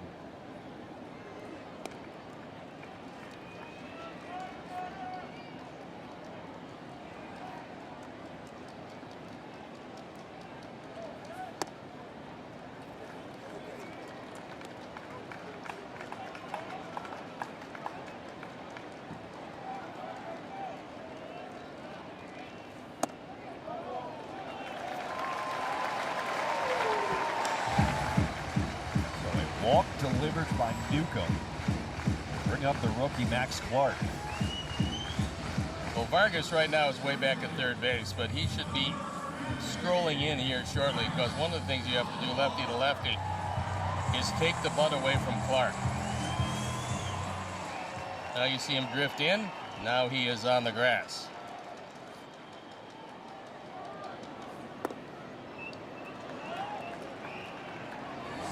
5 straight balls delivered. Drew Romo is going to have a conversation with Newcomb. It's part of the awareness, the feel for the game behind the plate, why the White Sox, like Drew Romo, decided to keep him up at this level and send Edgar Carroll down to AAA. Well, at this point, you're not going to send your pitching coach out, so the catcher going out, that's a good trip to the mound. Give Sean a chance to settle down a bit, get back to thinking the way you want him to think.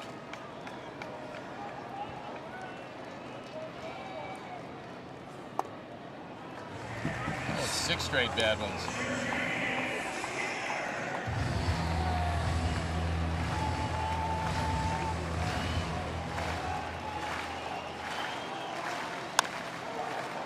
Clark bounces on to second, over to first. Double play, turns 4-6-3. I think they're going to take a look at that one at first base. If it holds up, it will be a miraculous turn, especially with Clark going up the line. Call on the field is out at first base. Detroit's challenge. It was a great pick by Mooney, who's had a couple of really good innings defensively. All right, let's take a look at our Northwestern Medicine Manager's Challenge. We're taking a second look at the play. It's always a good idea to get a second opinion. Get yours at Northwestern Medicine. Looks to me like he might have beaten that play at first. We'll take a look again. Nice pick by Mooney on the back half of this. I'm actually kind of surprised it was even that close with the speed of Clark.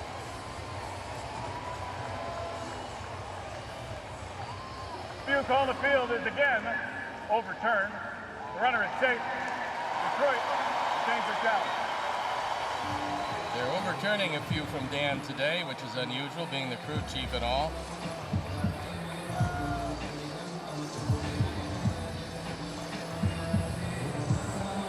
With Newcomb struggling to find the zone, it was Clark attacking that 2-0 pitch, bouncing it to second.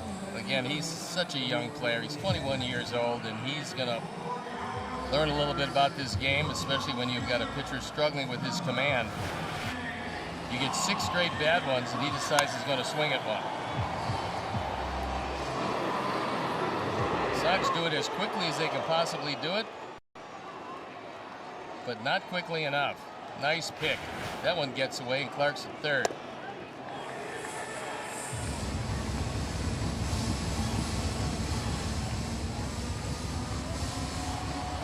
Bottom of the order, Javi Baez 0 for 3 today.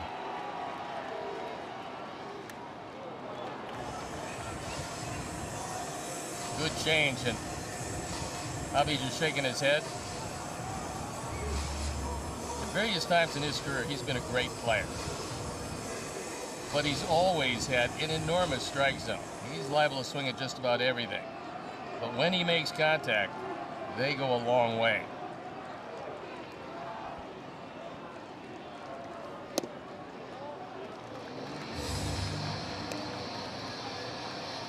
Newcomb not as sharp here in this 8th inning. Has more activity in the White Sox bullpen. Trevor Richards loosening in the pen. Ground ball left side. It is Vargas coming up first with it to end this 8th inning. We go to the 9th. Munetaka Murakami already with a 2-run home run today. He is due up first when we come back.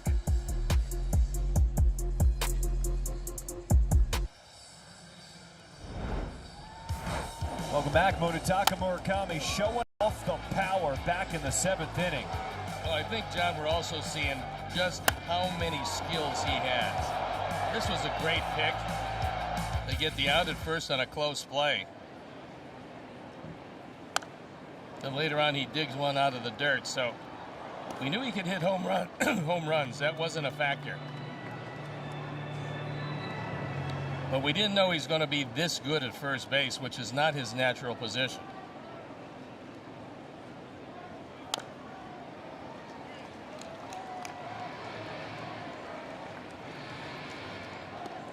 He's had to tweak his daily routine since coming over to Japan in order to be ready to hit the velocity here in Major League Baseball. Also be ready to handle the workload at first base with a new position.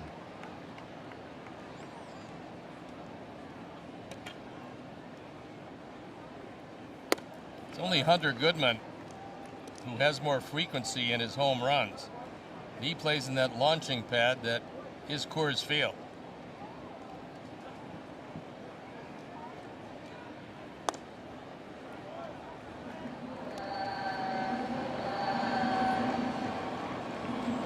I think what's made Monet as good as he is defensively these days, especially at picking throws in the dirt, he works really hard at it.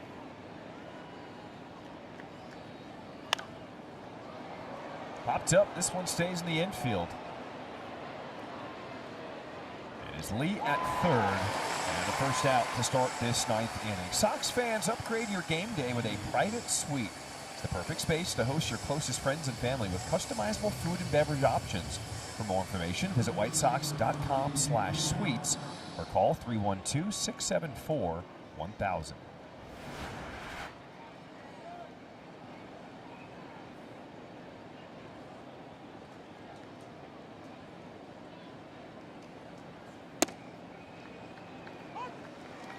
They have pitched Miguel very well today. They haven't given him too much to hit, especially the way he's been hitting the ball out of the ballpark lately.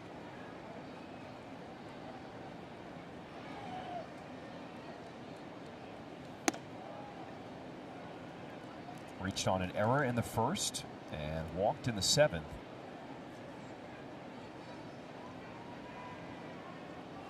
As good as the White Sox have been in one-run games, just not comfortable here in this ballpark. Well, it's always difficult, and when you're having to readjust your bullpen because you've used it a lot recently, especially in this series, it becomes even tougher.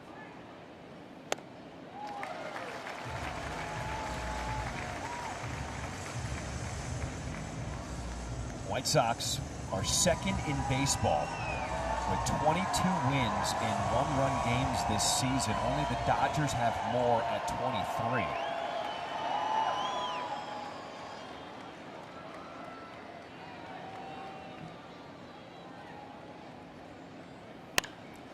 Vargas. Hello!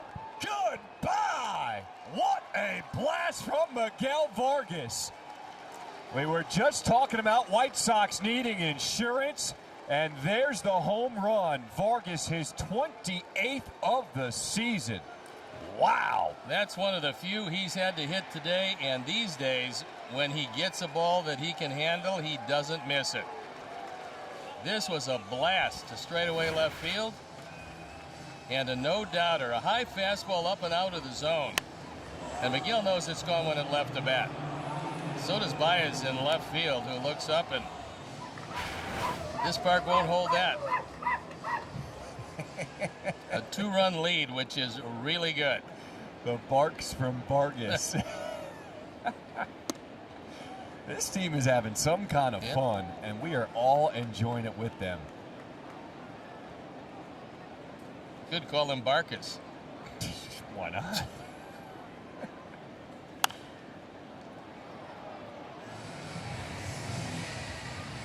The kind of power he's got, I thought it'd be like a little deeper bark, but that's kind of like a high-pitched chihuahua bark there. It's a chihuahua who can hit the ball a long way. That's a really powerful chihuahua.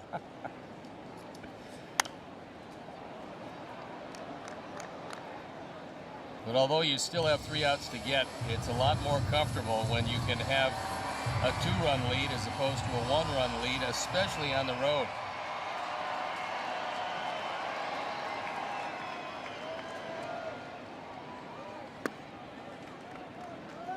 And if you happen,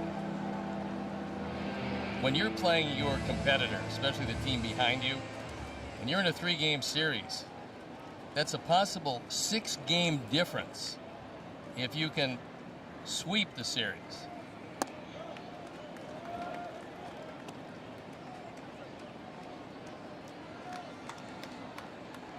No carryover effect after that series loss to the Reds. And the bats, they have been going here in Detroit as Grichuk goes down swinging, out number 2. All right, the ultimate goal of an MLB fan, seeing it all, the MLB Journey to 30 sweepstakes presented by T-Mobile is the ultimate bucket list. You can enter now for your chance to win trips to all 30 ballparks. Yes, all 30. Visit MLB.com/journey to 30 sweeps.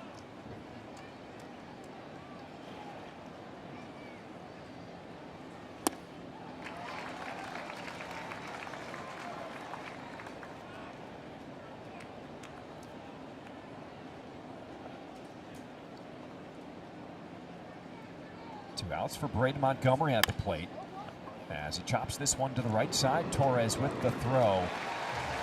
We go to the bottom of the 9th. White Sox need 3 more outs to complete the sweep here in Detroit. How about this shot from Vargas?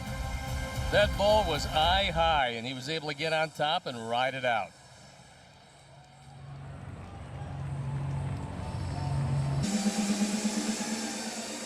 Miguel Vargas with a solo home run in the top for this 9th, giving the White Sox a 7-5 lead. Not comfortable, but just a little more breathing room.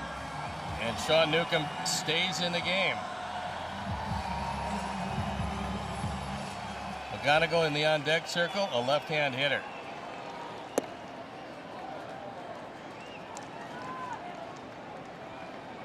Top of the order, Gleyber Torres. A single and a double today. Backdoor breaking ball catches the corner, strike 1.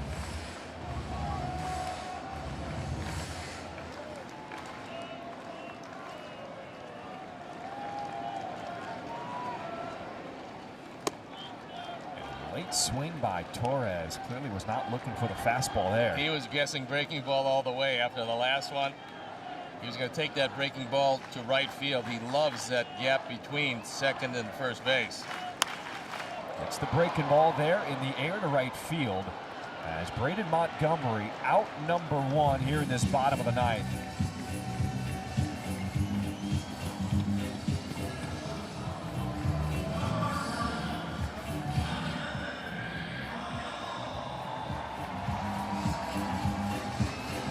Richards still throwing in the pen.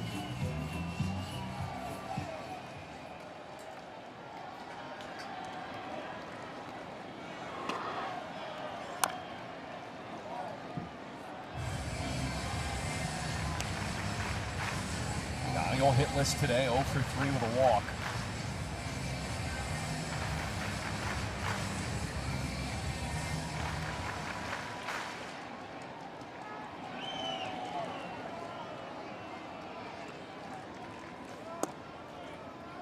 Good breaking ball, strike 2.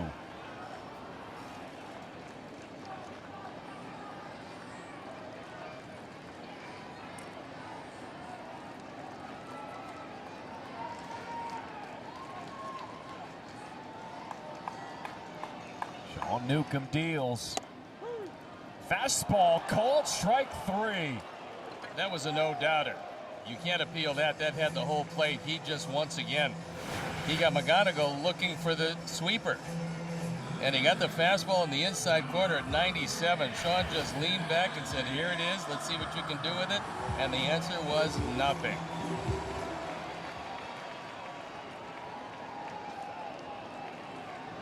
One more out to go, Dylan Dingler, as the breaking ball misses outside.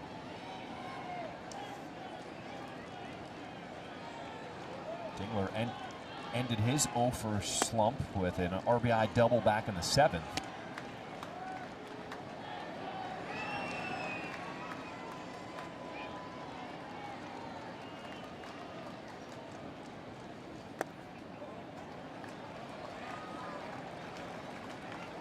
So Newcomb falls behind 3-0. As the dangerous Valencia waits on deck, you do not want him to be the tying run. That's why, if you can, and of course all pitchers are going to do this, you just want to throw this right down the middle of the plate. If he hits it 500 feet, so be it. Just don't want to walk him ahead of Valencia. So Newcomb battles back, and to your point, right down the middle. He threw it where he had to, and look, if you're going to hit it, you're going to hit it. It was Sean Newcomb who started this series on the mound. He was the opener on Friday night. And it is Sean Newcomb on the mound trying to shut the door here on Sunday. The 3-2. Got him swinging! Yeah, buddy! White Sox come into Detroit and complete the sweep. First time doing that in the Tigers here at Comerica Park since June of 2022. What a series. I don't believe I've seen a pitcher open a series and close a series, and that's exactly what happened here.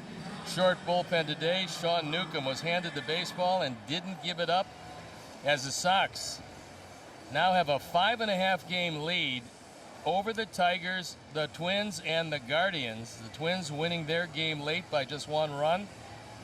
But the Sox came in, took care of business. No letdown at all after that Cincinnati series, and what a series this was. Largest lead in the division this season as the White Sox go on the road. A statement series sweep over the Tigers, and it sets the stage for the crosstown on the north side. Well, this is going to be a happy flight back to Chicago. Once again, it's a final White Sox, a 7-5 win over the Tigers, completing the sweep. We appreciate you, as always, for spending your Sunday afternoon with us. For Brooke Fletcher, Steve Stone, I'm John Schriffen. Coming up after the break, keep it locked in. White Sox postgame live, presented by Yingling. This 28th, you're wondering, can Vargas tie him up like, I don't know, 9th inning? Difference maker brought to you by St. Xavier University. They've got a 1-run lead. A 2-run lead would feel a whole lot better, and here is Vargas. He homered twice on Friday. Bam! Well, that was a high pitch outside, and he hit it out. He's hot. He struggled a little bit. I love when I hear from him. I say, I has been struggling lately. Yeah. Now